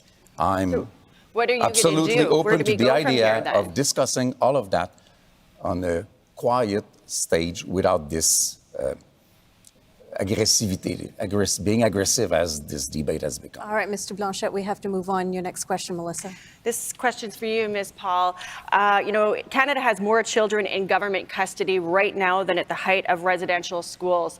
New legislation, child welfare legislation, actually takes the onus on and puts it on the First Nations communities to bring their kids back, cleaning up the mess that Canada has created, essentially. And those children are going to have to be brought back to all of those same problems that still exist, that were the grounds for apprehension. What would you do in the House of Commons to make sure that poverty and trauma issues are addressed? Thank you very much for that question. And absolutely, we mentioned that not that long ago in one of our statements that the residential school system had been replaced by children in care, and that this was just perpetuating the legacy of trauma. It really comes back to what I said before, which is that the Indigenous leadership is there. It is ready to guide all of these processes. We have all of the recommendations we need. What we are missing is political will. What we are missing is those who have been in power for a very long time, making space for new voices and diverse voices. I actually had to pull my jaw up, which just dropped, when I heard what Mr. Blanchette said. I invited Mr. Blanchette to get educated about systemic discrimination. I extend that invitation again. I would be happy to educate him. It's nice to want to educate me. This is my time, sir. It is. Thank you. So nice time to insult people. That was not an insult. It was an invitation to educate yourself. This is Leader Direct Questions. There Melissa, should be Mr. some decency in Blanchette. this debate. Since I'm many minutes behind everybody else, there should be some Mr. decency Blanchette, in you the have debate. had every opportunity to It's jump your in an open responsibility, debate. not mine, but some things And cannot I am be said. fulfilling my responsibility, sir. Melissa, we're going to keep moving on. Is Your it my next- turn? It is your turn. Well, thank you. Mr. Trudeau, this is for you. You know, your Liberal government has turned Indian affairs into two separate, massive bureaucracies that eat up large portions of funding that will never see it on to reserve. It doesn't leave the bureaucracy. You know, you've promised clean drinking water, but billions of dollars later, that's not happened. Many still do not have clean drinking water. You know, Canadians and Indigenous people are losing patience with the lack of results from all of this spending. So I guess the question is, why would they believe you this a third term, that they would get results and you would be accountable for all that spending? One of the enemies of progressive politics, Melissa, is cynicism. Is discounting the hard work that millions of people have been involved in over the past years. And yes, there's always more to do. Progressives always know there's more to do. But when we came into office, there were 105 long-term boil water advisories. We lifted 109 of them, and for each of the ones that are remaining, we have a project lead, a project team, and an action plan, and we're going to lift those all. There are tens of thousands of kids across this country, Indigenous kids, who've started the school year in new schools or refurbished schools. We have moved forward on settling more agreements and more land claims and more partnerships than any other government over the years. We continue to work in partnership and respect and invest more money in Indigenous communities than any previous government. And no, we're not done yet. I think the money, I don't think anybody's questioning the money spent. I think that they're questioning the results for the money that's spent. My next question is to you, Mr. Singh. You know, federal forces, including the RCMP and the Department of Fisheries and Oceans, have been used throughout Canada's history to prevent First Nations from exercising their treaty rights to fish and to hunt and to defend land and water. This is happening right now on both coasts, including under the NDP party in British Columbia with regards to fishing and logging. So my question would be to you, as Prime Minister, what would you do to ensure Indigenous rights and title are finally respected in this country? I really appreciate the question. First of all, we need to respect Indigenous treaty land and rights. That's a fundamental step towards walking the path of reconciliation in a real meaningful way. But you mentioned the RCMP, and I got to talk about the really sad reality that there's been violence, heavy-handed violence, against Indigenous communities, against peaceful protesters. And I have long called for reform of policing. When I was in the provincial level, I fought against carting. I've continued to use every platform I have to say, we've got to stop the use of force. We've got to overview it. We've got to change the RCMP's mandate. And that's something we can do at the federal level. That's something that Mr. Trudeau said he would do and yet has yet to do. And it's something I'm committed to making sure happens.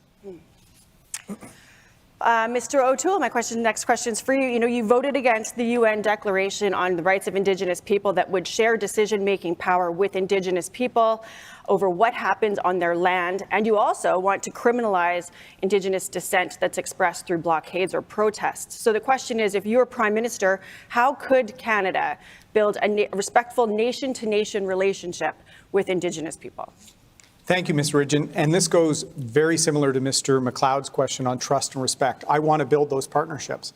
And that's why our only concern with the United Nations Declaration was how free and prior informed consent was defined so that it didn't stop partnerships from being formed.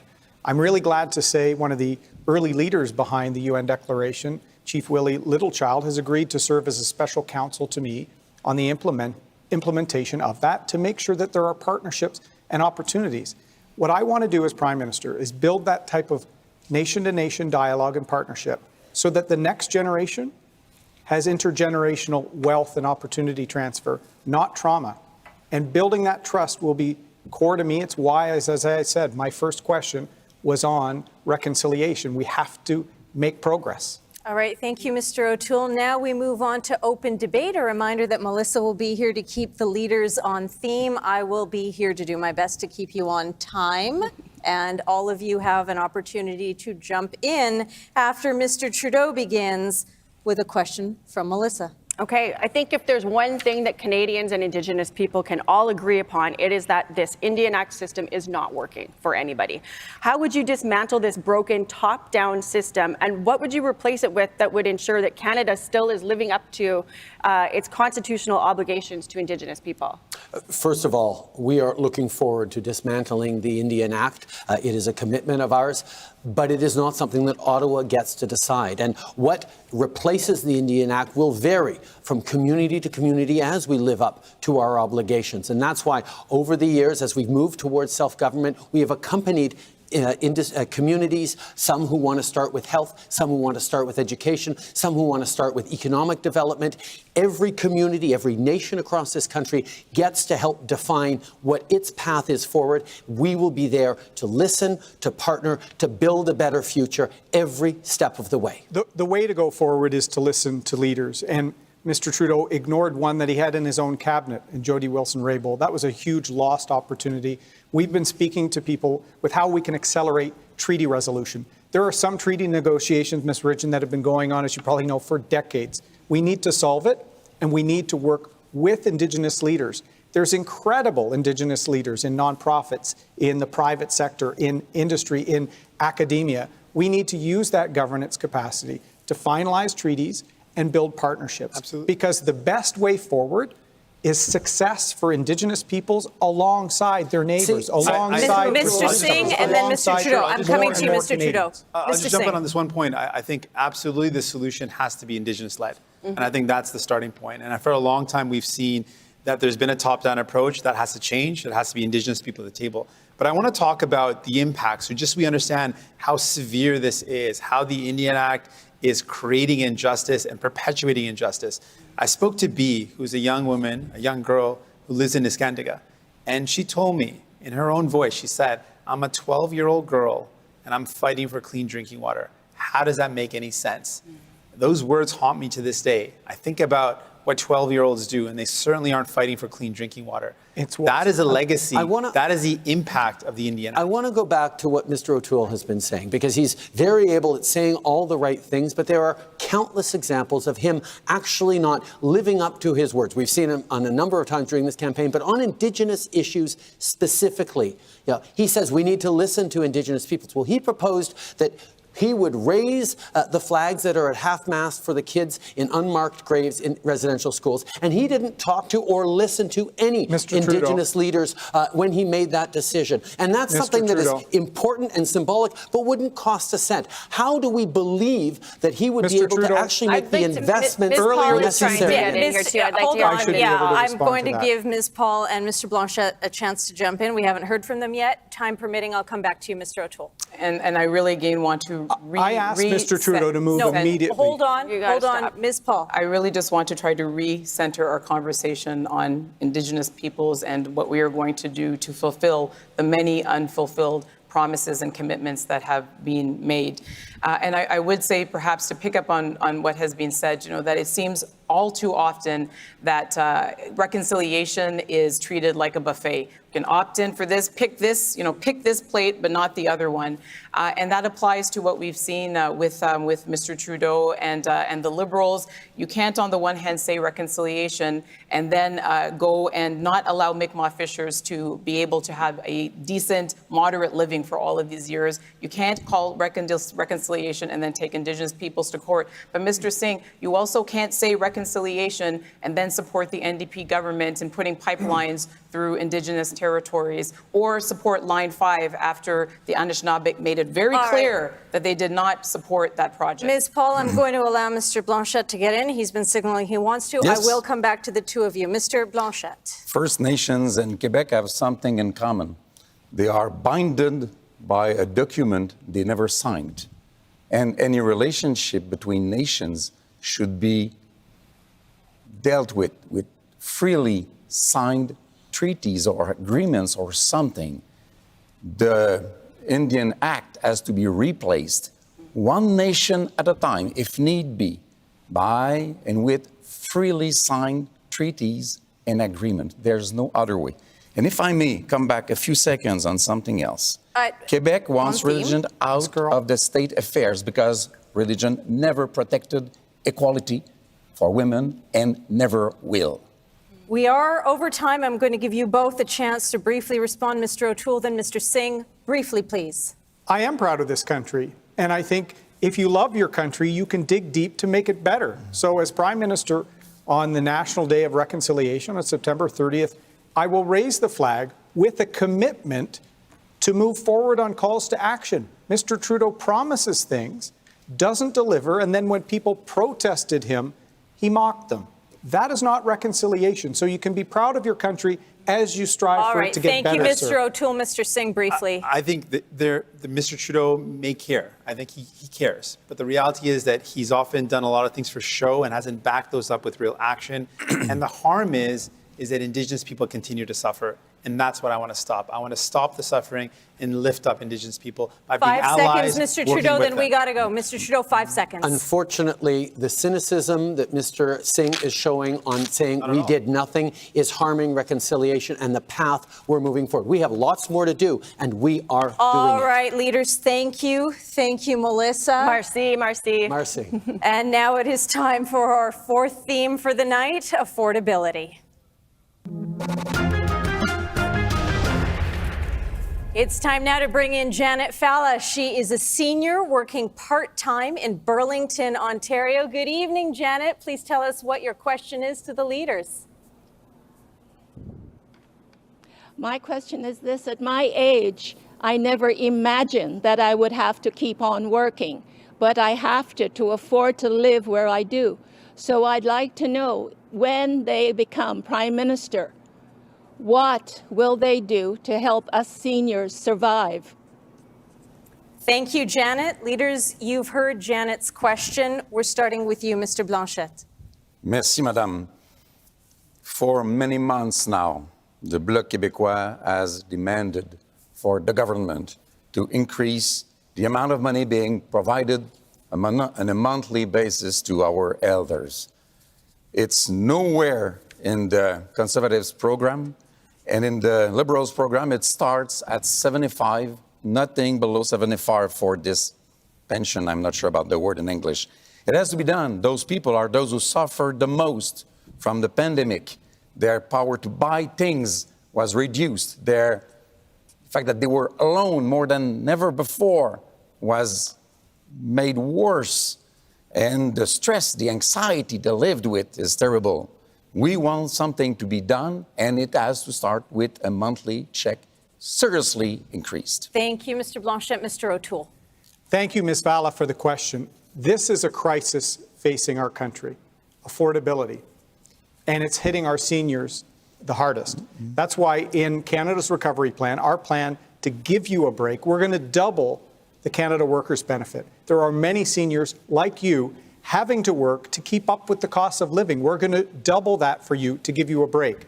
We're going to get bills down for internet, for cellular phone. We're going to get grocery bills down.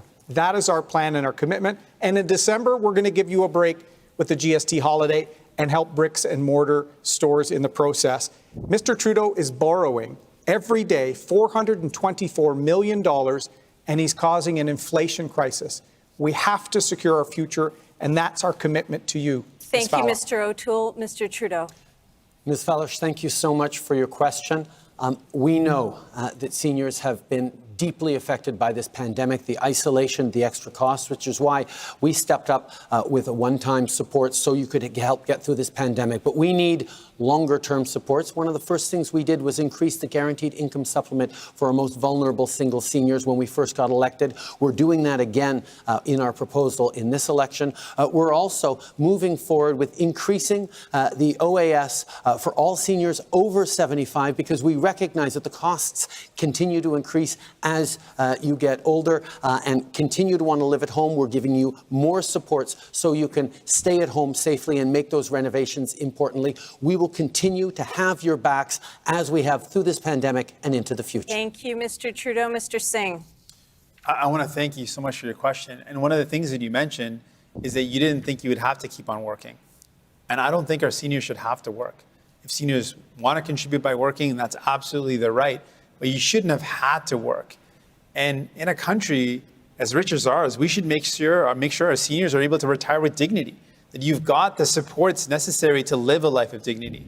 So what we're proposing to do is put in place a guaranteed income for seniors so they can live with dignity and not have to worry about paying the bills. That's a starting point. What we've seen so far is that Mr. Trudeau and Mr. O'Toole both are going to either cut the help that you receive or put the burden back on people like you. We believe that the ultra-rich should pay their fair share for once and invest in you, invest in families, invest in people. Thank you, Mr. Singh. Ms. Paul. Thank you very, very much for the question. And as someone who comes from a family where my grandma and grandfather had to work until actually they were kicked out of working because they needed to keep working to afford the basics, I completely understand what you're saying. And this is an opportunity for us to learn the lessons from this pandemic and to really get to the heart of things and to stop talking about the symptoms, but get to the root causes. We need to have, absolutely, and it's so wonderful to see the consensus building around a guaranteed livable income so that whatever your circumstances, you can live with dignity. We need universal long-term care. That's a huge expense. It was for my family. And we need more affordable housing. Let's get to the root causes. Thank you, Ms. Paul. Mr. Singh and Mr. Blanchet, you will both square off now. You both talk about affordable housing, but we know that affordability means different things to different people depending on where in the country they live. So when you talk about affordable housing, who are you really talking about? Per the draw, Mr. Singh, you begin. Mr. Blanchet, you may jump in anytime. We're talking about people who are spending right now more than half their income on housing. That's not affordable. People should not be spending so much on housing that they have no money left to pay for their groceries, to pay for their bills. And the sad reality is, since 2015 to now, the average cost of housing nationally has gone up to buy a home by $300,000. So far, the housing crisis has gotten worse over the past 6 years. We want to invest in housing. We want to invest to make it easier to buy your first home and to invest to make sure there's available, affordable rental homes. Let Mr. Blanchet respond. Could anyone tell me how to translate logement social? Social housing. Social housing might be a solution to another problem. People are paying, at least in Quebec, people are paying far too much for houses because the prices have increased tremendously. The idea is to reduce the speed of that increase while helping people who cannot even afford decent lodging. If we build more social lodging, which price are obviously very lower, much lower, then it will lessen the pressure on those houses who become more and more expensive. And it will help reduce this. I wouldn't speak about an inflation crisis, but I would speak about an inflation worry, which we must have at present times. So I believe one thing might be part of the solution for the other thing when we speak about. All right, Mr. Blanchet, that's time. I'm sorry, Mr. Singh, that's time. You speak about inflation, Mr. Blanchet, and that brings us to our next topic. So, Mr. O'Toole, Mr. Trudeau, and Ms. Paul, you're up. Inflation is at its highest level in a decade, and it is squeezing Canadians on staples such as groceries, gas, rent. What's your message to Canadians who are struggling to make ends meet? Per the draw, you begin, Mr. O'Toole. Well, unlike Mr. Trudeau, I will care about monetary policy because we need to keep inflation low. There is a crisis hitting families, and Mr. Trudeau seems completely oblivious to that. Bills are going up. There's a housing crisis, as we talked about, and he's making it worse with, as I said, almost $500 million of borrowing per day. There's real risks on the horizon. So we have a plan to get people work, get their bills down, give them a break. Canadians deserve a break, and balance the budget over the course of the next decade. That's exactly what we need to fight against Mr. Trudeau's inflation. Try not to give families a break. Anyone. Ms. Paul. Trying not to interrupt anyone. You know, it's just an excellent question. And if you come to my neighborhood of Toronto Centre, you will see those people living in inadequate housing. You will see people paying more than half of their income just for things like childcare. And, you know, there's this expression in my culture where you talk about soon come. It's the things that you delay to tomorrow and tomorrow that should have been done today. This is soon come. Soon come is now. We have got to learn the lessons of the pandemic and make sure that we have a social safety net in place that lets everyone live with dignity. When we invest in our people, we are investing in our future, and this is the time for us to do that. It costs us not to do it. Over the past year and a half, I made a straightforward promise to Canadians that we would have your backs. And that's what we did. During this pandemic, we were there to support people. But at the same time, we need to continue that. That's why we've put forward a $10 a day childcare proposal that will save the average family in Toronto close to $10,000 more than Mr. O'Toole's approach on childcare, which he would cancel. We also put forward a national housing plan that will invest $4 billion to work with municipalities to create 1.4 million homes. Mr. O'Toole's plan on housing. Mr.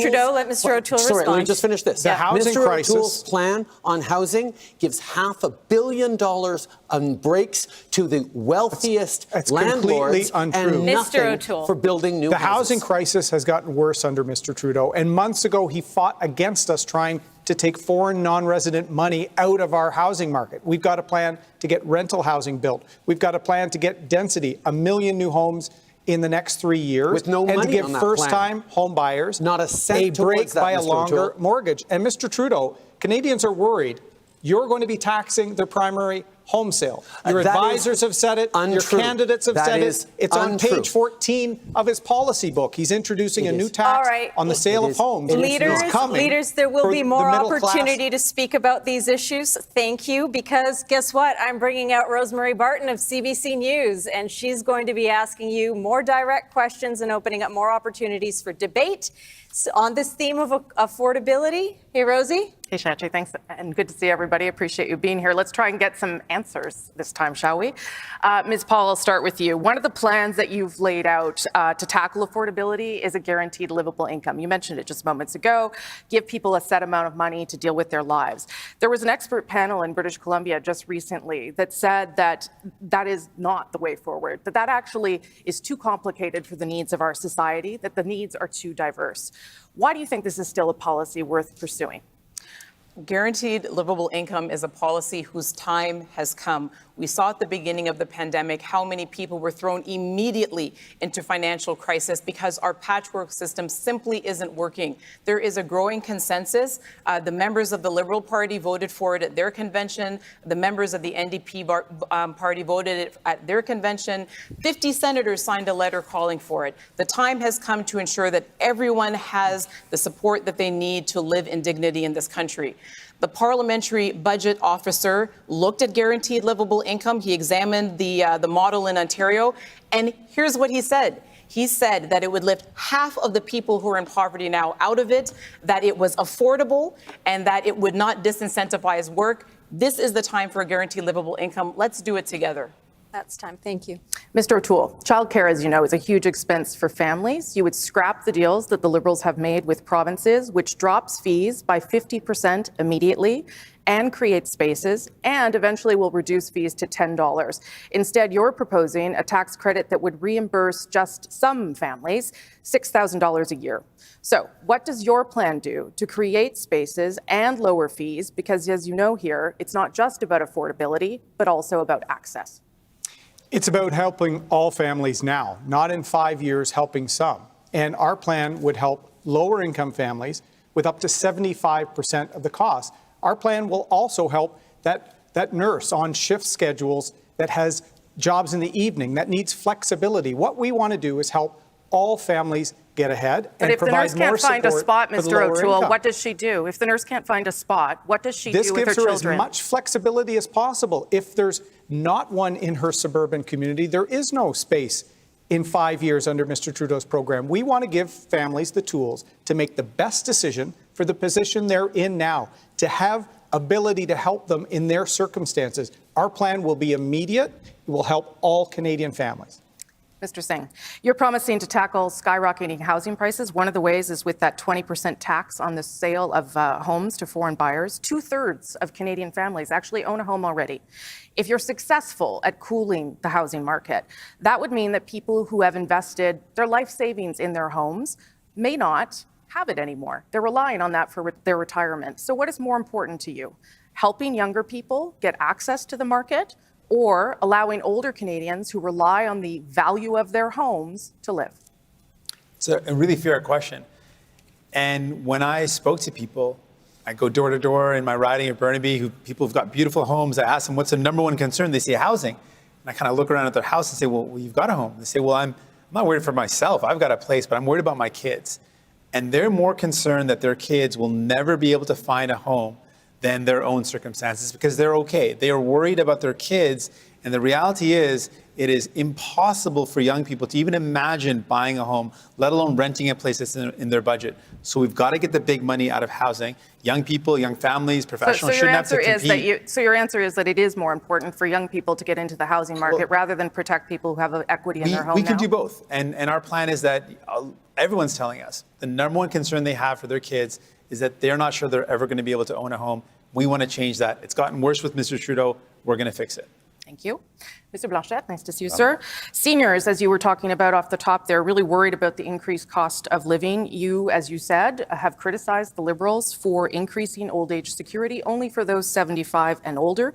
But statistics show time and again that older seniors are less likely to have employment income, and they actually have higher health expenses. So why should an increase in seniors go to all seniors instead of those who need it most?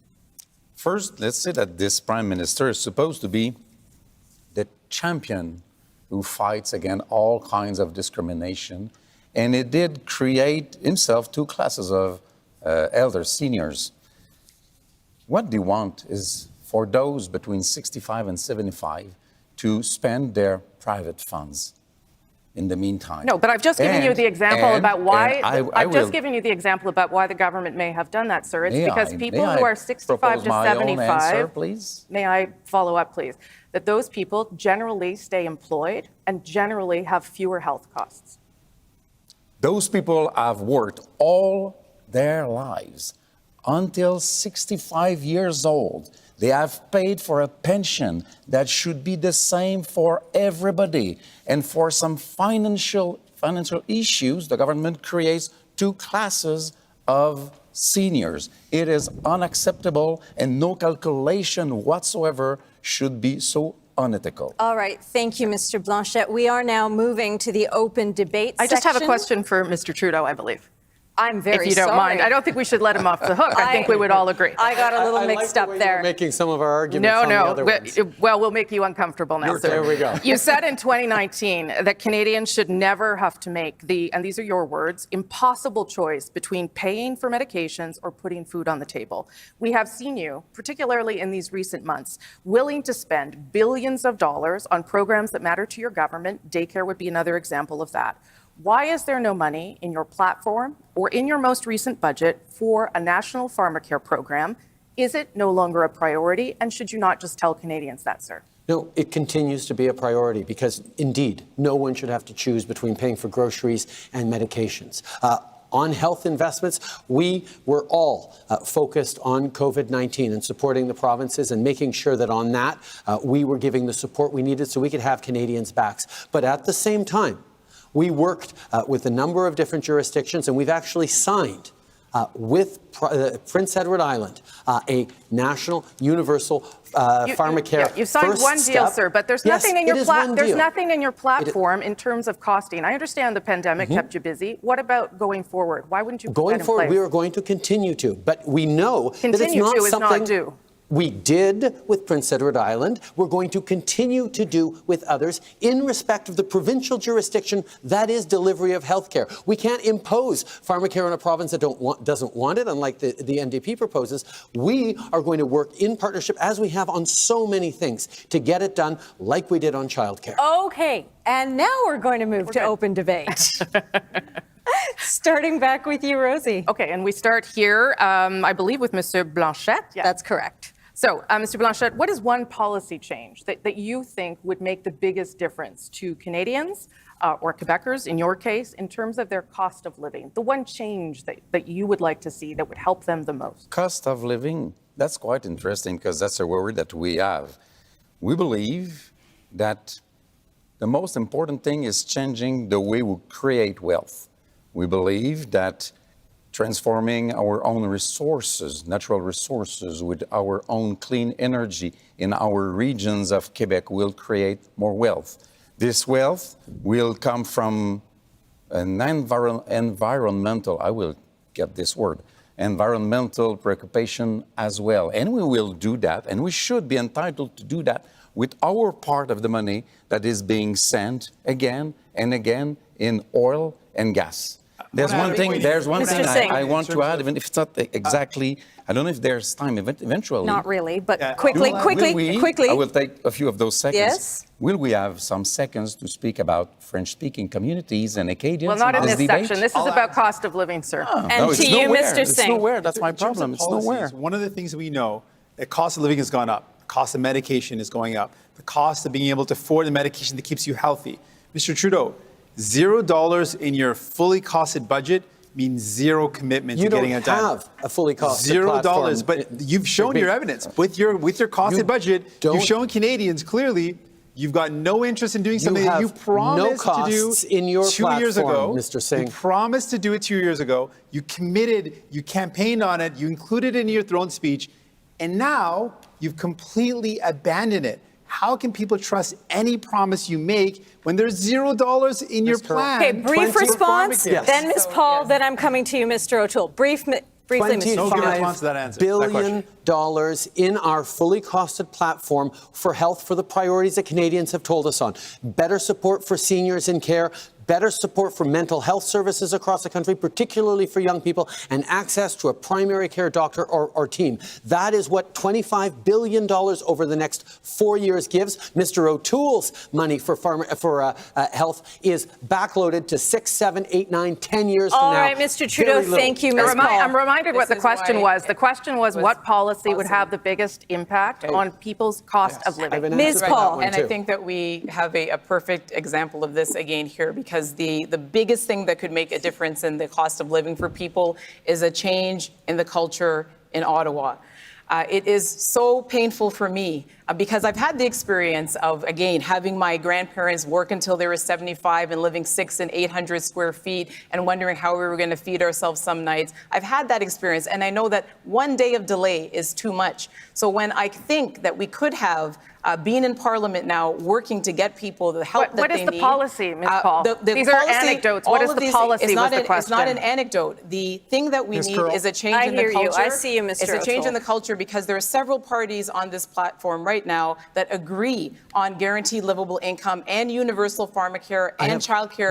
But it's always soon come. It's always soon come. All right. Thank you, Ms. Paul. Mr. O'Toole, you've been waiting. I'm going to get you in. We're doubling the Canadian workers' benefit. That amounts to $1 per hour raise for working families.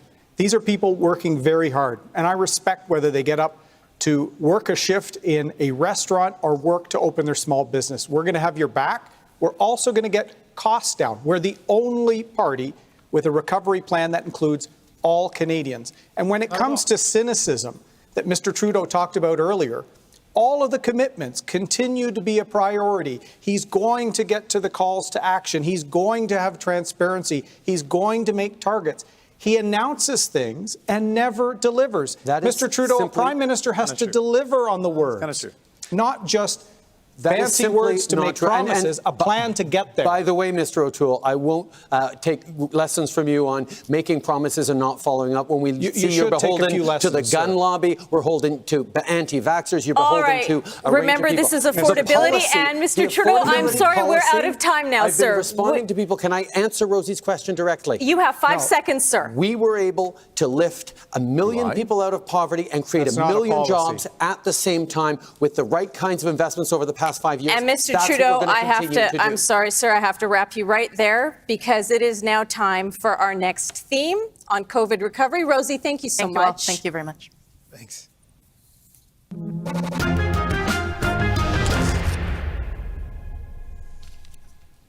Okay, from Saskatchewan, Ethan Herman is standing by in Saskatoon. He's an undecided voter, and he wants to hear from you about COVID recovery. Hey, Ethan, go ahead. Hey, good evening, leaders. My question is this.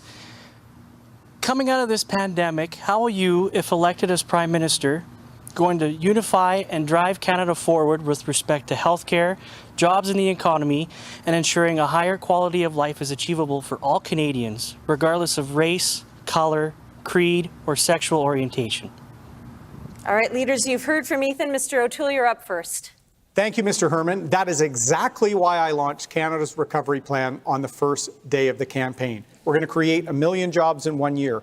We're going to clean up the accountability mess in Ottawa. We're going to have national leadership on mental health. We're going to be more ready for a pandemic, and we're going to get our finances under control. I want to get people working. I want to give families a break. And since the moment I became Conservative leader, I've been reaching out, whatever your background, your faith, your color, your sexual orientation, whether you're Indigenous, whether you're a new Canadian, you're important to Canada's recovery, and you're important to the Conservative Party. And I'd ask you to look at Canada's recovery plan. After these 18 months as a country, we need a plan and a leader that will actually deliver. Thank you, Ms. Paul. Thank you, Mr. Herman. And I swear I did not line up that question.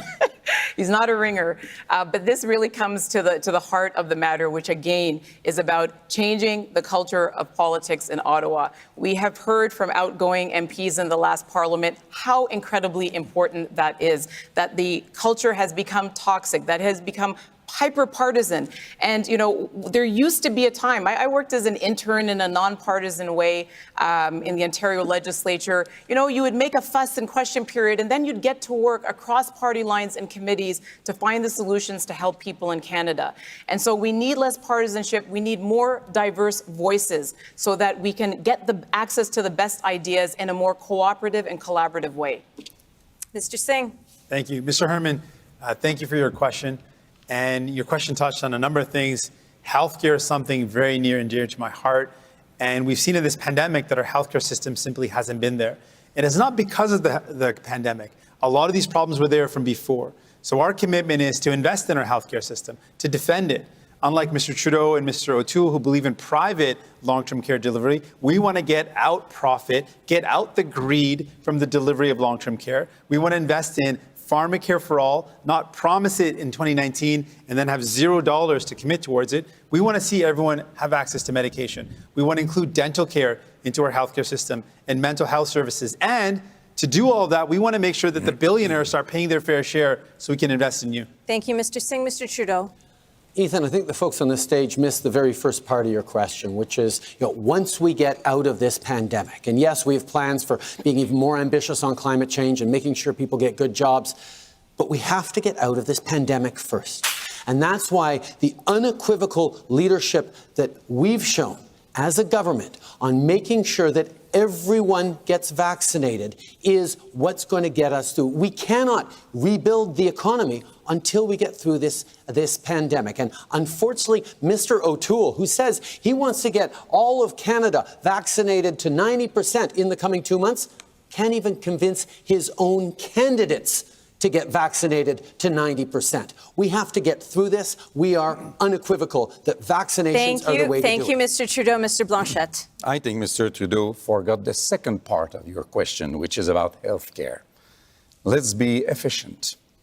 Healthcare is a jurisdiction of the provinces and Quebec. Those are the territories, the jurisdictions who should have the resources to do their job.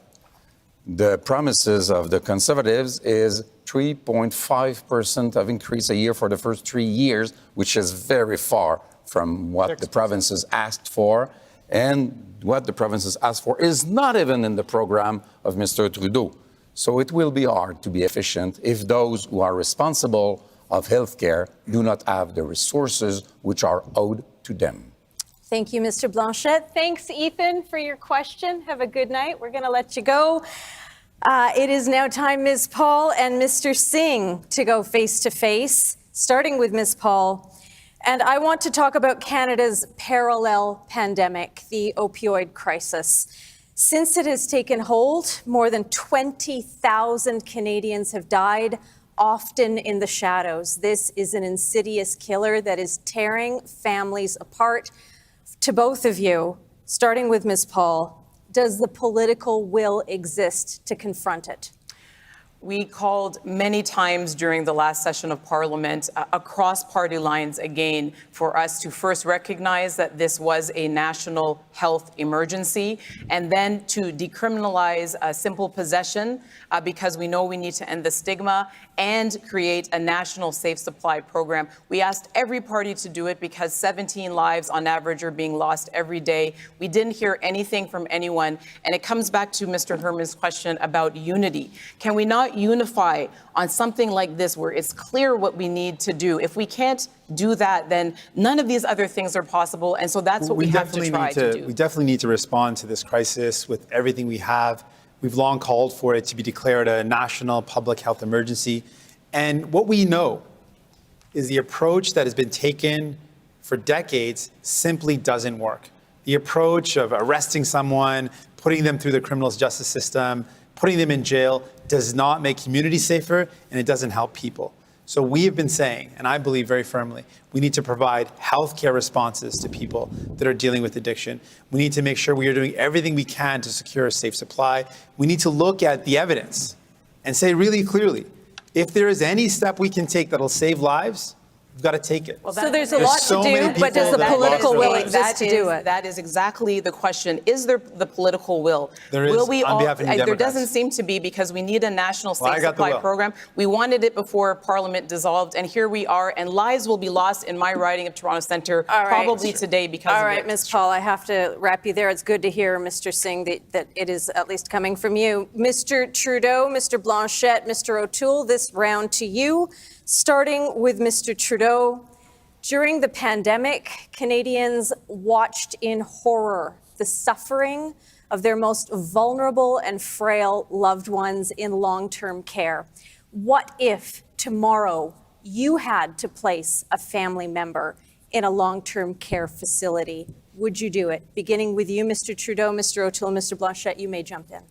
Tomorrow is my mom's 73rd birthday, so that is certainly something we're reflecting on, but she's doing wonderfully right now. We won't have to make that decision right now. Don't worry, Mom. The reality is we've heard from seniors across this country who've been tremendously worried through this pandemic, and family members worried about that. We know that the conditions of work for the people who are in those long-term care homes are often dictating the conditions of care for seniors, which is why we propose to hire 50,000 new personal support workers working with the provinces with the money for that. Also increasing the minimum salary to $25 an hour for people who care for our elders and most vulnerable. Because so if you had to put mom in happens. long-term care, you would do it? I would make sure that, yes, that they are people who are properly well cared and that there is enough of a proportionate. Mr. And that's where we will work with the provinces to deliver exactly that, because we put real money forward. Thank you, Mr. Trudeau. Mr. O'Toole. This is where we need partnerships for long-term care for the CHSLD in Quebec. We're going to have a $3 billion fund that the provinces can draw on for infrastructure upgrades to long-term care.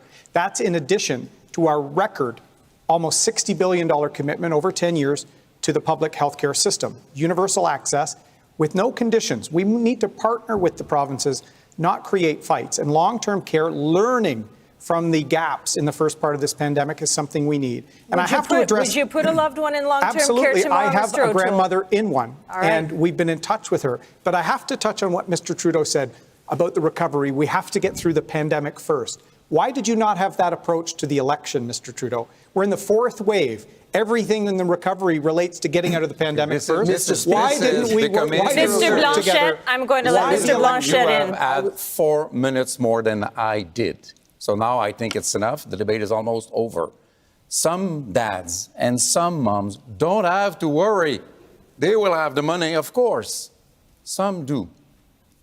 And in order to give them the care they need, the care they deserve, those responsible for those cares, provinces and Quebec, should have, without conditions, because it is their responsibility, their knowledge, their expertise, the resources required.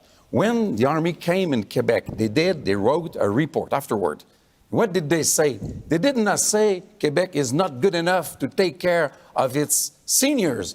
They said they lacked resources. They lacked the money. Thank you, Mr. Blanchet. Leaders, we are starting to get out. We're running out of time. I am sorry, Mr. Trudeau. You've had the most time tonight. I'm sorry, Mr. Trudeau. We are now moving on to our final journalist of the night. I am welcoming Evan Solomon from CTV News. He's going to be putting questions to you on COVID recovery, starting with Mr. Singh. Hey, Evan. Hi, Shachi, and hi, leaders. Good to see all of you. Mr. Singh, I'll start with you, sir.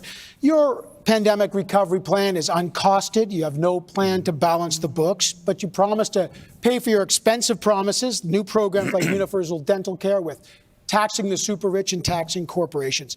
What specifically would you do to create the 1 million jobs you're promising and make sure Canada stays competitive? We have the only credible plan that's not going to cut help to Canadians, that's not going to put the burden back on the same people that have struggled.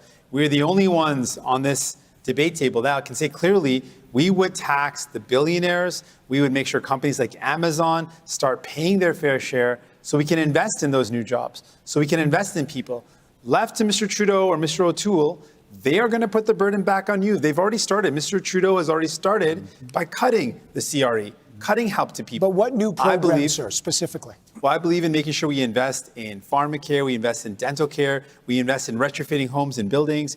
In doing this, we're going to lower the cost of living, help people save money, but also create jobs by investing in the future economy, the economy of the future. All right, Mr. Trudeau, to you. Only 4 months ago, you released a budget that was billed as a pandemic recovery program, a plan that had $101 billion of new spending. Since then, COVID numbers are up, growth numbers are down. Now you got a new plan that adds $78 billion of new spending, essentially rendering your last budget out of date. How do Canadians trust that these new massive spending promises will not just keep growing in another few months? And what do you say to the next generation who say, how are we going to pay for this? Well, first of all, I made a promise during this pandemic to have people's backs. Every time I came out of my house early on in the pandemic to talk directly to Canadians, I told them I'd be there for you. And that's exactly what we've done. And it wasn't just being there for people because we're nice, although of course we are. It was being there because that is the best way to ensure a strong recovery. Now, yes, our budget showed our ambition for this country, including with $10 a day childcare that Mr. O'Toole is planning on ripping up. But it also shows a responsible fiscal track. And even with our fully costed platform that is even more ambitious on the fight against climate change, on housing, on supports for people, the debt of our country as proportion of the GDP continues to decrease. Yes or no? Is it important to have a plan to balance the budget because you don't have one? Yes or no? It is important to stay fiscally responsible, and that's what we're doing. Our debt continues to decrease as a share of our GDP. We got to move on. Ms. Paul, to you now. You have not been clear if you support the need for vaccine passports or mandatory vaccines for federal workers or even mandatory vaccines for your own candidates. Given that the fourth wave is really a pandemic of the unvaccinated and threatening to overwhelm many healthcare systems, how do you justify not supporting the very measures that have proven to be most effective at increasing vaccination rates? Evan, we just filmed a video today asking everyone to get vaccinated. We have been unequivocal in our support for vaccinations. Mandatory vaccinations and vaccine passports. Well, again, this is just this is again where policy gets put aside for partisan advantage, because everyone on this stage understands that everyone who can be vaccinated should be vaccinated. We need to encourage people to do it. Vaccine saves lives. And every single person on the stage has also said that, of course, there are going to be people who are not able to get vaccinated for certain reasons, and we have to reasonably accommodate them. We will always be guided by the science. We will never put partisan concerns ahead of public health. Mr. O'Toole, you promise a $60 billion increase in healthcare transfers over the next 10 years, but according to the Independent Parliamentary Budget Officer, it's actually only a transfer of $3.6 billion for the next 5 years, which is not much different than the status quo. But you also support private-public synergies, in your words. Can you specify here tonight exactly what kinds of private healthcare innovations you want to see more of, and if a province introduces more private health care, would you enforce the Canada Health Act by holding back any of your promised funding? I 100% support our public and universal system. I've said it's paramount. And after COVID-19, we need to rebuild it. So we have the most substantive plan to do that. 6% increase per year, stable, predictable, without conditions funding to partner with our provinces. We will respect them running and putting priorities to get wait times down, to give more choice for universal public access. That's what we need. On top of that, Evan, we have a substantial commitment in mental health and treatment for addiction. There are going to be lingering aspects from this pandemic that we're going to do in addition. But just the provinces are in charge of their system. We will respect that. Public and universal elements need to be at the core of our system, and our investments will save it and give relief to front lines like our nurses, physicians. Mr. Trudeau doesn't hire those people. Just for time. All right, we got to wrap you, Mr. O'Toole. Mr. Blanchette, Quebecers relied on the federal government for life-saving vaccines and key programs like the CERB. And as you mentioned, the Canadian Armed Forces came in to save people in long-term care homes in the province of Quebec. Some believe this crisis has enforced the argument for a strong federation and undermines your fundamental argument of separatism. Given that, if the federal government, say, gives $1 billion for long-term care homes, which Quebec failed to protect, why should they not also enforce national standards? I have still not heard from all those brilliant people all over the place and all over Canada what a Canadian can do that a Quebecer cannot do. In what way whatsoever would a Canadian norm be any better than a Quebec norm? I don't see that. And I'm not, I don't have this complex. I don't feel that I'm any lesser person than a Canadian because I'm a Quebecer. Enforcing national standard. If you pay for something, should you be able to enforce it? National norms or standards. And I would say that the Premier Legault of Quebec today said, no one is to be entirely trusted in this group of people. Some are worse than others. I think they recognize themselves. But even those who are a little bit less terrible need a watchdog because they're not entitled to a majority government. So if Quebecers want, I will lead the watchdogs. Okay. This is the open debate section. And I'll start with you, Mr. O'Toole, but everyone please jump in. Not all at once. The pandemic recovery is about the future path of Canada. And all of the leaders here tonight have made promises that require historic levels of spending. But as you all know, politics is about hard choices. With some Canadians still in real need of support and other industries experiencing real labor shortages, what specific programs will stay and what will go in the next year, and who will pay for all of this? Mr. O'Toole. That's a great question, Evan, because we didn't see the government adapt to the changing crisis. What we supported, and we all worked together, the wage subsidy, the CERB, needed to be adapted as there were labor shortages in Quebec, as we can't find enough people for restaurants and service industries. We need to target the highly impacted sectors. That's what our plan, Canada's Recovery Plan, does. We get those service, tourism, restaurants back on their feet, get people working, and with keeping cases low, we can then wind down the other programs because we need to focus on work. We have a job boost that will actually incentivize the hiring of people that have been out of work for 10 months or more. Mr. O'Toole, let Mr. Singh in. Mr. O'Toole and Mr. Trudeau are jumping over each other about who's going to cut help to people first. I don't agree with that approach. I don't think it makes sense to say, I'm going to have people's back, but I'm going to cut as quickly as I can. I'm going to cut the help to people who need it as much as they can. We're the only party right here clearly is going to say to you, you're not going to have to pay more. We're not going to cut any programs. We're going to ask the 44. We're giving working Canadians. Hold on a second. We're going to ask the 44 richest billionaires pay their fair share per month. I think That's what we're going to do. Respond to that because this is the second time that Mr. Singh has said we're the only party where just us. Mr. Singh, you know that's. Hold on, Mr. Singh. Unless you're trying to ghost me, you know that we also okay. Sure, the Greens as well. That's okay. Thank you. Thank you. All right, Mr. Trudeau, you're trying to get in. Mr. Singh continues to pretend that it makes no difference whether there is a progressive government or a conservative, or progressive government or a conservative government. We know that it makes a huge difference to families, whether they have $10 a day childcare, whether they have a government that has their back, a government that has a plan to move beyond the Harper targets on fighting climate change. Now, Mr. Singh may feel that for the NDP, it makes no difference who forms government. I know for Canadian families, it makes a Mr. huge Blanchet, you difference haven't been in yet. progressive. Mr. Blanchet. Translate subvention salariale. Wage subsidy. Wage subsidy. Did any of you three guys refund the wage subsidy that you received? We up stopped to it about now. $3 million. That would be something, at least for the principal. After that, there's an important issue, labor shortage. They are promising jobs. They should be promising workers. Yes. We need people to work. And that raises the question of productivity. This is the most important issue, and some programs should be turned toward that issue. Mr. O'Toole. In this pandemic election that Mr. Trudeau called, after everyone asked him not to, he says he doesn't worry about monetary policy and inflation.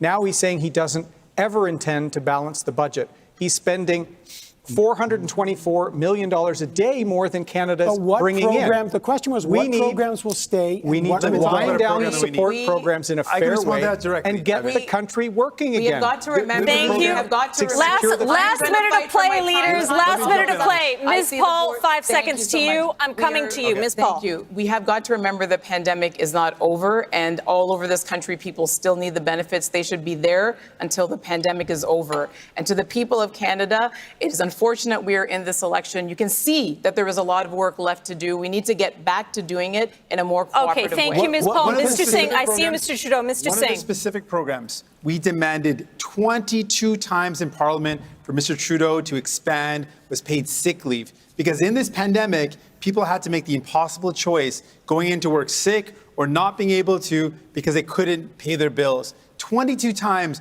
over 18 months, we demanded an expansion, and Mr. Trudeau said no to you and said no to your family. Last word to you on this, Mr. expanding Trudeau. sick leave to 10 days of paid sick leave for federal industries. Now, in the election, and this is important, you have seen tonight the extreme differences between the perspectives of these parties. Leaders, we need Canadians to make the right choice leaders, so we that can is move it. forward together. We're out of time. Evan, thank you. Leaders, thank you for your participation tonight. That's it for the English Language Leaders Debate. Voting Day is September 20th. Get your ballots. Make sure you're registered. On behalf of the Leaders Debate Consortium, I want to thank the crew, the producers, everyone who made this happen. I'm Shachi Kurl. Good night. Good night, very much. Good night. Thank you.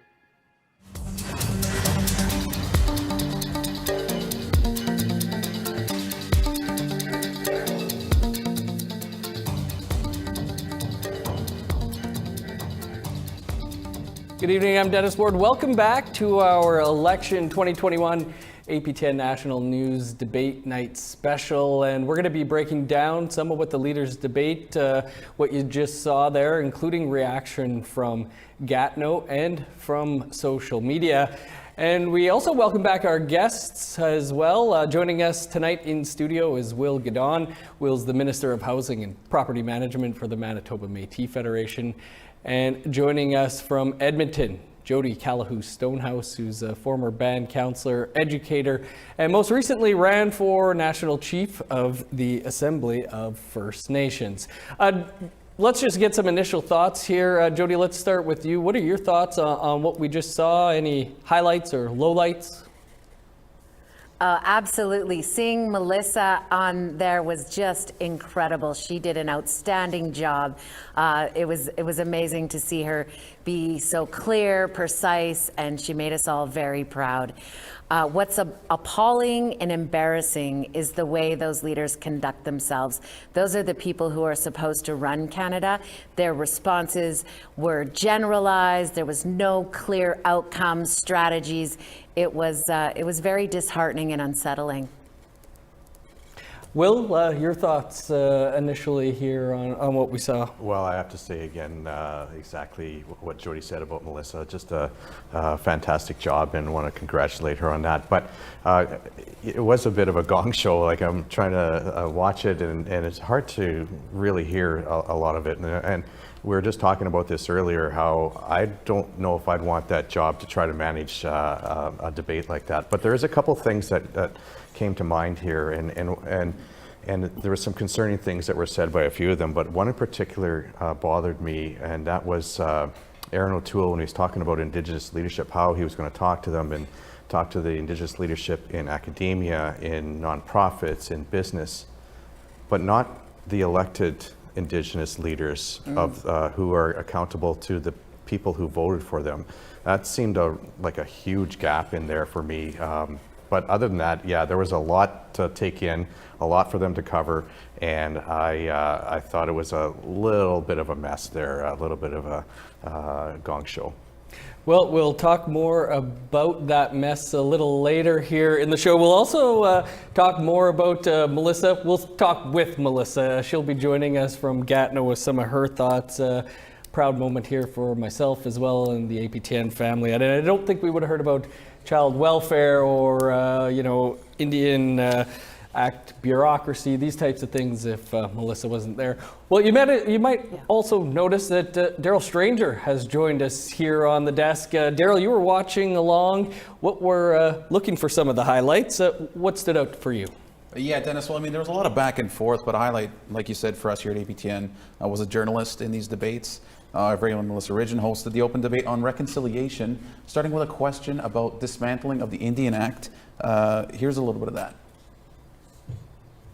I think if there's one thing that Canadians and Indigenous people can all agree upon, it is that this Indian Act system is not working for anybody.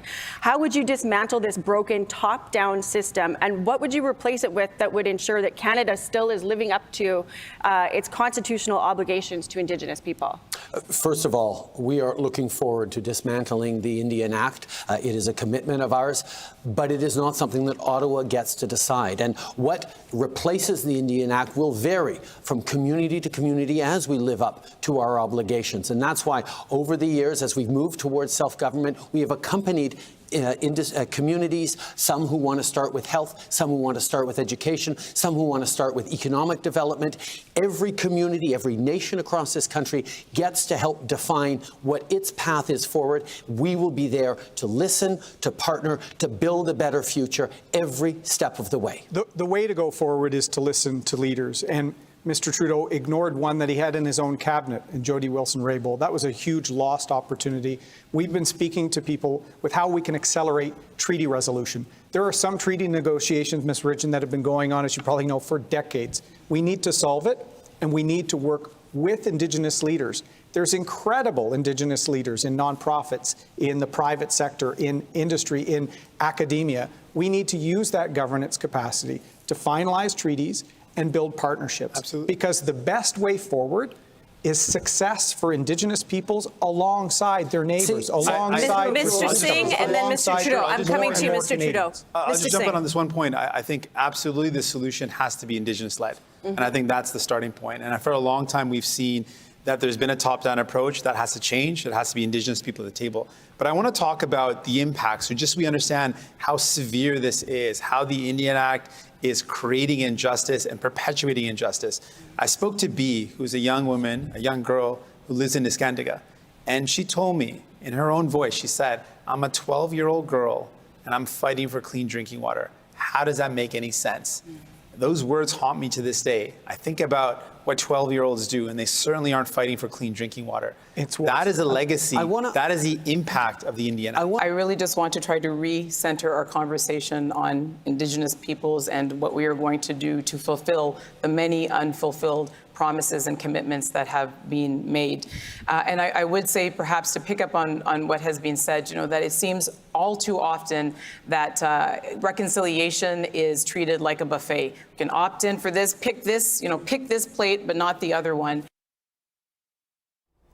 Jody, you're listening in there. What was your impression of the leaders' answers about dismantling the Indian Act?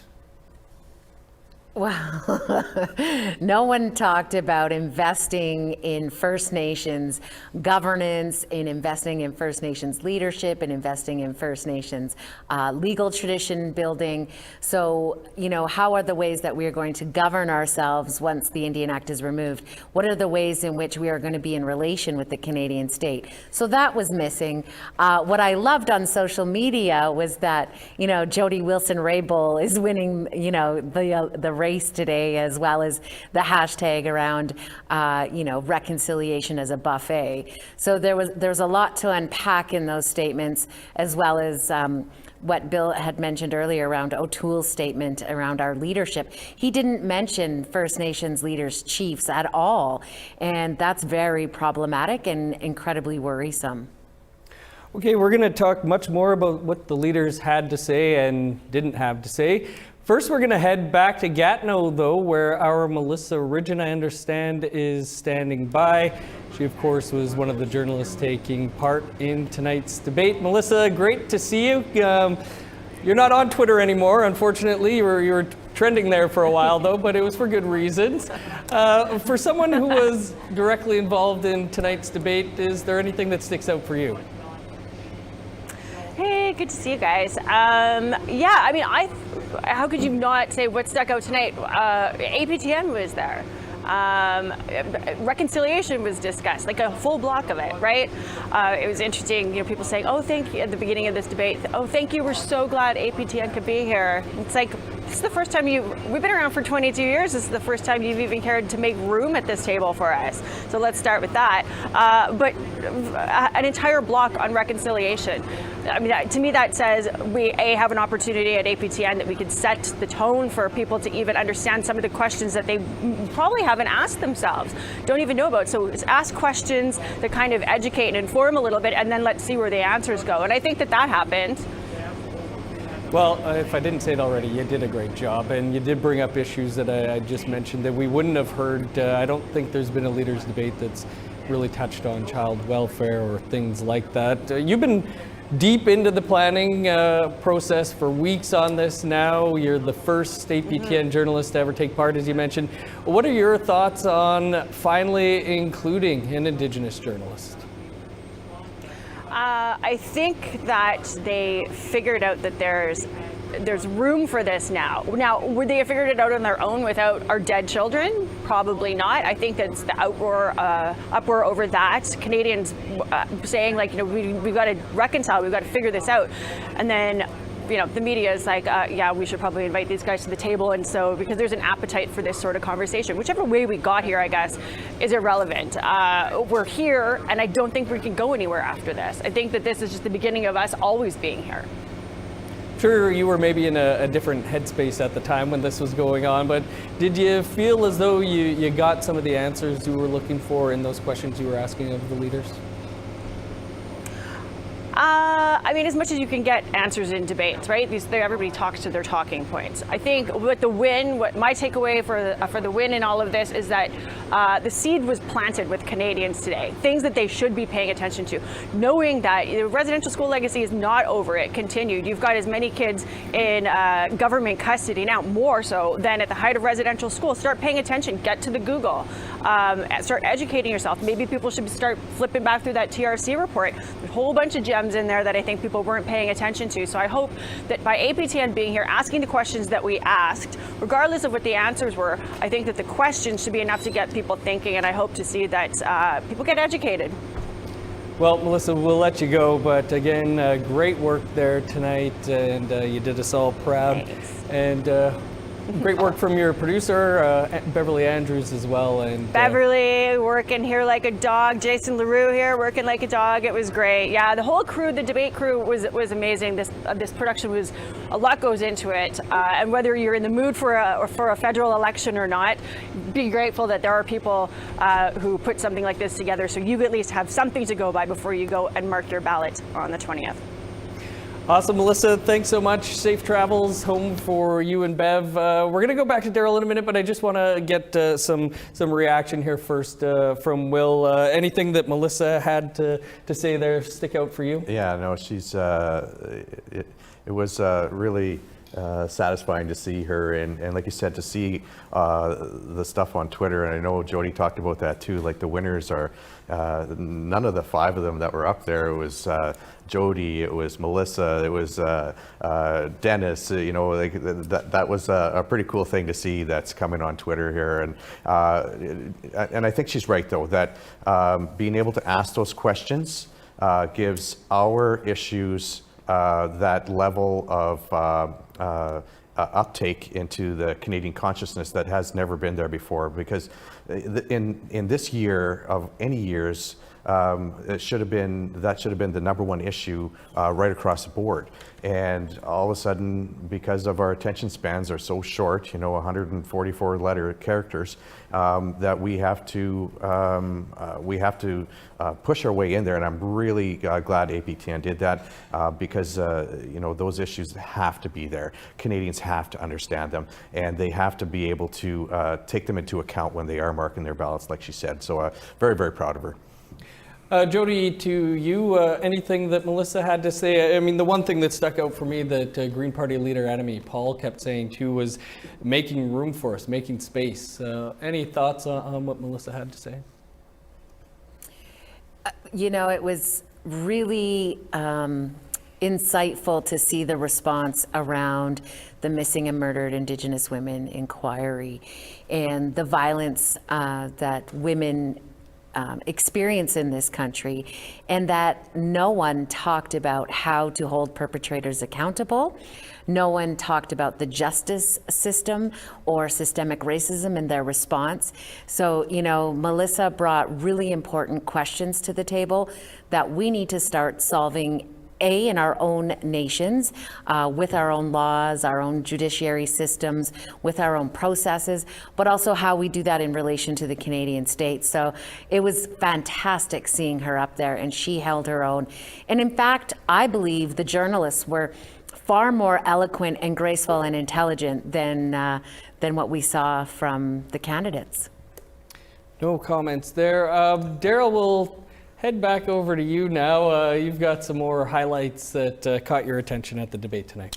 Yeah, I mean, one thing that stood out was climate change, as your guests had mentioned in the pre-debate show. It's a huge issue this time around for voters. Moderator Shachi Kurl asked the leaders how they will create effective climate change policy when so many people still don't believe it exists. Here's a little bit of that. How can we achieve real progress when so many people are still debating the fundamentals? Mr. O'Toole, you begin. Climate change is a real threat, not only to Canada and to the world. That's why we have to take a serious plan to tackle it. That's why, as I said, we put our plan out in April, because we had to restore some trust on this issue to make sure we can show Canadians we can get emissions down and get the economy working again. That is key. We have a plan to meet our Paris targets, but minimize the impact on jobs and investment. We're also going to make major investments in electric vehicles, in the hydrogen economy, small modular reactors. There is so much we can do to get our emissions down, but grow a strong economy, because without a strong economy, we can't tackle climate change. We can't tackle the issues of today. The reality that Mr. O'Toole has never understood is you can't have a strong economy unless you tackle climate change. And you ask about how we're going to convince the quarter of Canadians who still don't think climate change is real. Well, Mr. O'Toole can't even convince his party that climate change is real, because they voted against that. Well, here's the thing. We just heard Mr. O'Toole and Mr. Trudeau argue about who's worse. And honestly, it's a tough question to answer. Let me tell you, you're not stuck with these two. Better is possible. We can invest in a clean economy. We can end fossil fuel subsidies. We can make sure we're creating clean transportation, and we can invest in provinces and territories to make sure they have the resources necessary to fight the climate crisis. I'm hopeful. I'm optimistic. I'm going to be a dad soon, and I want to make sure my child grows up into a future that has the same opportunities that I had, that has clean air, clean water, a clean place to live. I want to make sure that that's as far as I understand it, it is not a national or even less a regional issue. It is a planetary issue, and it has to be tackled by everybody at once. But I would be glad to give some of my precious time to Mr. O'Toole, because a week ago, a little more than that, he said in French that he did not want anymore to have a pipeline to go through Quebec. That was quite a statement. He said that in French, no more pipeline through Quebec. I want to hear that in English tonight. Please, please. Well, Mr. Hold on. This segment is quite frankly, this. We're not going to let that happen. This on the climate, this sort of approach is going to get us nowhere, and I mean, but nowhere. It is, and the question was an excellent one. This is a global issue. This is a national issue. This is a nonpartisan issue, and we have got to be able to come together across party lines. I said that I was available for a debate just on the climate because it's that important, but we've invited many times all of the parties to join us in a joint cabinet, a cross-party cabinet, to deal with this the way that we dealt with the pandemic, together. People were so inspired to see these leaders come together in the early days of the pandemic. We have got to bring that same approach here. Let's come together. Will, your thoughts? I mean, we had a whole segment in this debate about climate change here. Thoughts on that? No, and I appreciate the opportunity to talk about this because there was one thing that stuck out with me on climate change. You got 4 leaders who are trying to raise the bar and do more. You got one leader who wants to, he literally said, Aaron O'Toole literally said he's going to lower the targets so that he can meet them. Like he was very upset that Trudeau didn't meet the targets, but his solution wasn't to do more. His solution was to make the targets less. And so what's he going to do if he doesn't make them? He's going to keep reducing the targets until there's no targets, and then he's met his target. That was a really strange one that, for me, that came out of there. Jody, over to you. Any thoughts on what you heard or didn't hear in the climate change portion of the debate? Yeah, you know, it's we're in an existential crisis around the world. Scientists have been talking about pandemic-like viruses for well over a decade, and we weren't prepared. Scientists have also been talking about the fires that are coming, the floodings, and we still are, 1 in 4 people believe that climate change is real. This speaks volumes about the leadership that we've had in Canada for well over the past decade. Indigenous people on the land, because we're on the land, we see what's happening in our rivers and to the, when we're checking our traps and our snares, the difference in the biodiversity. So we're very aware of what's happening on the land. And when we see the leaders of this country talk about, we're not meeting the mark, we're going to reduce, the goals, it's terrifying.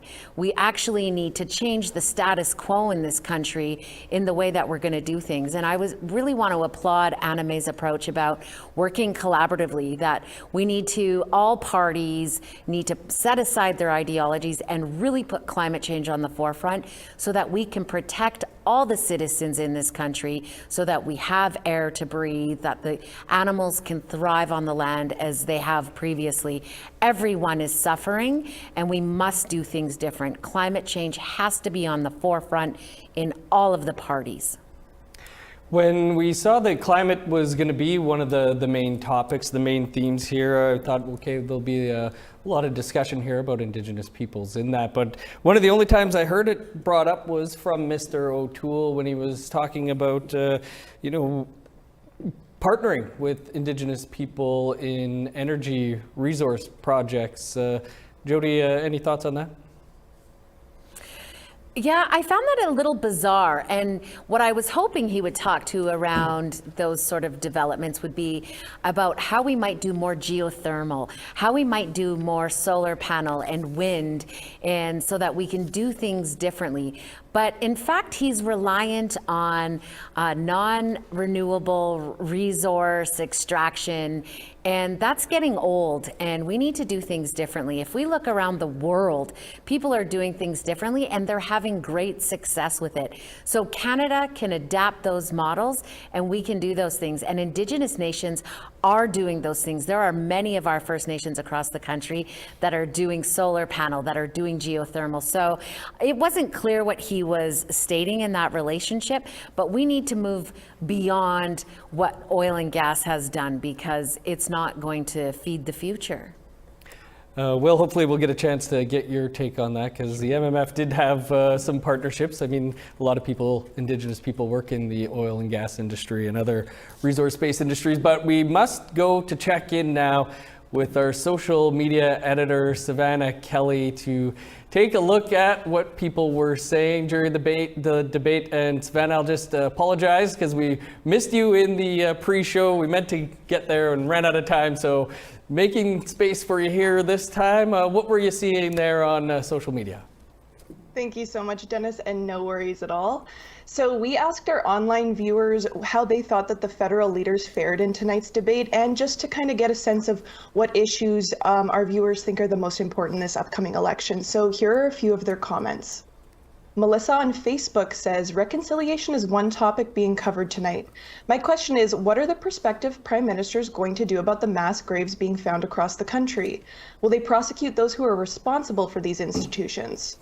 Corm wants to know, what about intergenerational trauma? Indigenous children get a new school and trauma disappears? Brandon believes clean drinking water is the #1 issue, saying that water should have been the first priority. But Sharon's top priority for this election is housing, saying that the government needs to take full control of housing. Rent is out of control, highway robbery. So many families are struggling. Our viewer Levi was not impressed with tonight's debate answers, saying, I would not even trust these people to lead a hot dog stand, let alone a country. APTN's very own Melissa Ridgen also received a lot of love on Twitter and compliments for the questions that she asked federal leaders. So let's take a look at some of those. Lawrence on Twitter said, Melissa Ridgen from APTN News came through with the critical questions and tenacity everyone deserves to see during the leaders' debate. RJ said, I couldn't be more proud of Melissa Ridgen with how she conducted herself with the leaders and the questions she asked. A true check on power I hope leads to genuine change. And lastly, Chris said, slow clap to Melissa Ridgen, APTN News, on igniting debate on dismantling the Indian Act. And these are just a few of the comments that we received online. Great job, Melissa.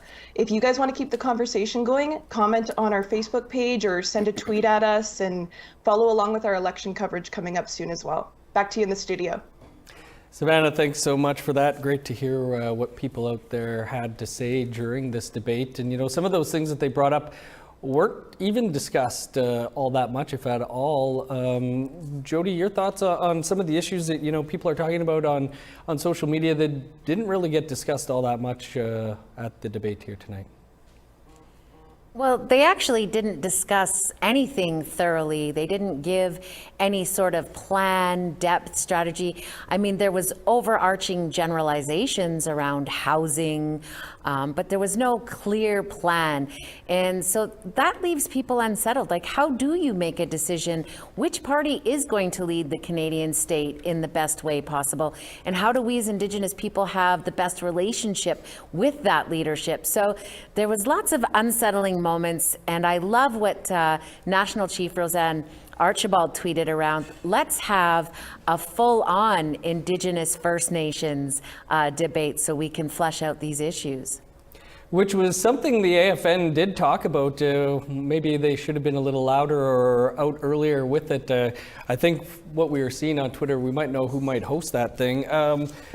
Will, anybody that, or any of the issues that you didn't hear tonight that you would have liked to? Yeah, no, you know, I think Jody hits the nail on the head, and it's hard. You know, I couldn't imagine managing that, but I also couldn't imagine being one of the folks who has to sit there and debate, because you've got those 45 seconds. And that's extremely difficult to explain an entire plan. And that's why, you know, like our Métis government here in Manitoba, we put together, we went and surveyed our people, what are your priorities? Then we went and asked questions of all the parties. We got responses from most of them. And we want people to come and take a look at the priorities that the Métis Nation has. And if you want to help the Métis Nation move forward and progress, then you should take a look at the platforms, because that will give you a much better indication than this. That, to me, that was a very dysfunctional display, and I'm sure they all did their best, including the moderators, but it was really difficult to watch it sometimes and hard to understand what they were saying. Will, do you think anybody's minds were changed here after what you just said? Probably not, but do you think anybody's minds were swayed here tonight? Yeah, there's a couple of issues I wanted to touch on, and I was so, again, want to underline, happy to see APTN there, an Indigenous reporter, but it was fairly bland as far as I was concerned. There wasn't, the Métis Nation wasn't mentioned once. There was, as I said before, Aaron O'Toole wants to talk to everybody except elected Indigenous leadership. There's quite a few things that I think that could have been in there, should have been in there, but if we want to continue moving forward, I think we need to look at the platforms. We need to look, and one of the things that Singh said is that there have been no progress on Indigenous issues. And honestly, as the Minister of Housing for the Manitoba Métis Federation, I can say there's been huge progress. We're doing things now that we haven't been able to do for decades. And although more could be done, absolutely, on lots of different issues. But for us, there is, we are making progress. And I would hate to see us take a step backward by having a party that goes back where Indigenous people are not the priority. Jody, we've got 1 minute left, and that last minute's yours. Do you think anybody's minds were changed here? Any parting thoughts here on the final night of the final debate? I think it's going to be difficult for Canadians to decide who to vote for. There wasn't anyone who inspired me to think that Canada is going to do better and that we are going to change the status quo and that we're going to have good relations with First Nations and Indigenous peoples in this country. It was thoroughly disappointing, and I want to wish voters the best of luck. Thanks for that, Jody. Hit the nail on the head again. That is unfortunately all the time we have for our Election 2021 APTN National News Debate Night Special. Our thanks to Daryl as well. The good news is we will have another special here on Election Night from 10 p.m. to midnight Eastern Time. That's Monday, September 20th. Melissa will be back here in studio with us. Will and Jody will be here with us again. We'll also be joined by Michael Champagne, Pam Palmater, and National Chief Roseanne Archibald. So a great thanks to our crew here tonight as well. We'll see you back here for Election Night.